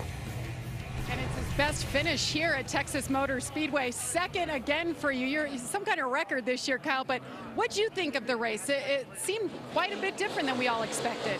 Yeah, I had a better car than most, so I think that made the race a lot of fun for me. I could really stay low off too and pass people, through traffic there, which was good. And wish I could have got by Joey a couple laps sooner. I think I might have had a shot at Jimmy. I was really, really good through 3 and 4 there at the end, and actually learned some things there to pass people off of 2. So heck of an effort though by our Credit One Bank Chevy team. I made a mistake, at the end of that first stage and clipped too many boxes and had to go to the back. So I think maybe, you never know, but maybe if I didn't do that, we could have controlled the race. Got to lead maybe and controlled the race because my car was working really good beginning part of the race. So disappointed myself for that. Just had a little brain fart, I guess, and clipped too many boxes. But all in all, good day. Another 2nd place for us. Extended our point lead a little bit, so solid effort. Well done. Let's go to victory lane with Vince Welch. Jimmie Johnson has just pulled into victory lane, and so much has been written and said about him having just 1 top 10 coming in to the race today. Brought out some critics and doubters, but Texas is his tonic. Jimmie Johnson lassos his 7th win at Texas Motor Speedway. They say everything's bigger in Texas. Jimmy, how big was this one? I guess I remembered how to drive, and I guess this team remembered how to do it. Just real proud of this team. What a tough track and tough conditions. Really in our wheelhouse, and we're just able to execute all day. Have to thank everybody at Lowe's, Chevy, Valvoline, Gatorade, the fans, our title sponsor. It's hot in there. I got cooked in the car today. We didn't have any fluids, so not feeling the best, but we got it to victory lane. So proud of the fight in this race team. I can't wait to celebrate this off weekend with my family and friends and really enjoy this. Last to first, you went through the adversity of spinning and qualifying, had to start at the back of the field today. At what point did you feel like, hey, I think we've got something, we're going to possibly win this one today? Probably the 2nd or 3rd run, I knew we were in good shape. From there, off we went. It was so tough those first 20, 30 laps in traffic. The air was very turbulent, the track wasn't very clean, and just the way it finished now, I think we could start a race and really put on a good show. So it'll just take a little time for this track to age. Nothing out of the ordinary, but just an awesome day for this Lowe's team. A big thank you to all the employees at Lowe's. If you're not busy this afternoon, head over to Lowe's Springs here, pick up some stuff for your house, and I'm going to celebrate. You put on a heck of a show today. Congratulations. Chris? Talking about motivation, you heard his opening remark. Of course, he remembered how to drive, and always plugging his sponsor. He knows his role well. 16th straight season with a win. Longest current streak in the sport for Jimmie Johnson, the king of the 1.5 mile track, and we'll have more live from Texas in just a moment. With Michael Waltrip, Chris Myers, the Monster Energy Series. After 7 races, finally, Jimmie Johnson gets into the victory column. Still Kyle Busch, Kevin Harvick among those who have not, but Kyle Larson remains your points leader. A strong finish at 2nd today. And there comes Jimmie Johnson up to 11th in the points with that big win. He's ahead of Trevor Bayne. Good run for the Roush Fenway cars today. They were solid. Kurt Busch with the win as well. Dale Earnhardt Jr., you see, up to 20th in points, 5th today. So 7 races in, the Chevrolets of Rick Hendrick Motorsports behind Jimmie get a win. The Joe Gibbs Toyotas still winless so far. Yeah, that's got to be a concern. The struggle is real for that team. Truex had a solid run today, so the Toyota cars are fine. It's just engineering, getting the right people in the right places, and figuring this puzzle out. We're going to Bristol, though, and the Gibbs cars always run good there. Kyle Busch has swept up there before. Look for them to return to glory in Bristol. Yeah, that'll be in 2 weeks, and back to the short track, and more interviews coming up on Victory Lane over on FS1 because we're shorthanded here. Have to hustle along on Fox, but you can tune in on FS1 for more. And Jimmie Johnson will be joining us in here as well. The Simpsons, and then later Family Guy with The Last Man on Earth wrapping up, and 6:30 Eastern I should say, 3:30 Pacific. That's going to be shortly. Michael and I will be joined by Jimmy Johnson. For our entire crew, I'm Chris Myers. If we don't see you, have a happy Easter. And in the meantime, we'll be keeping it Brockmire. Have a good one. It's warm and windy in Texas.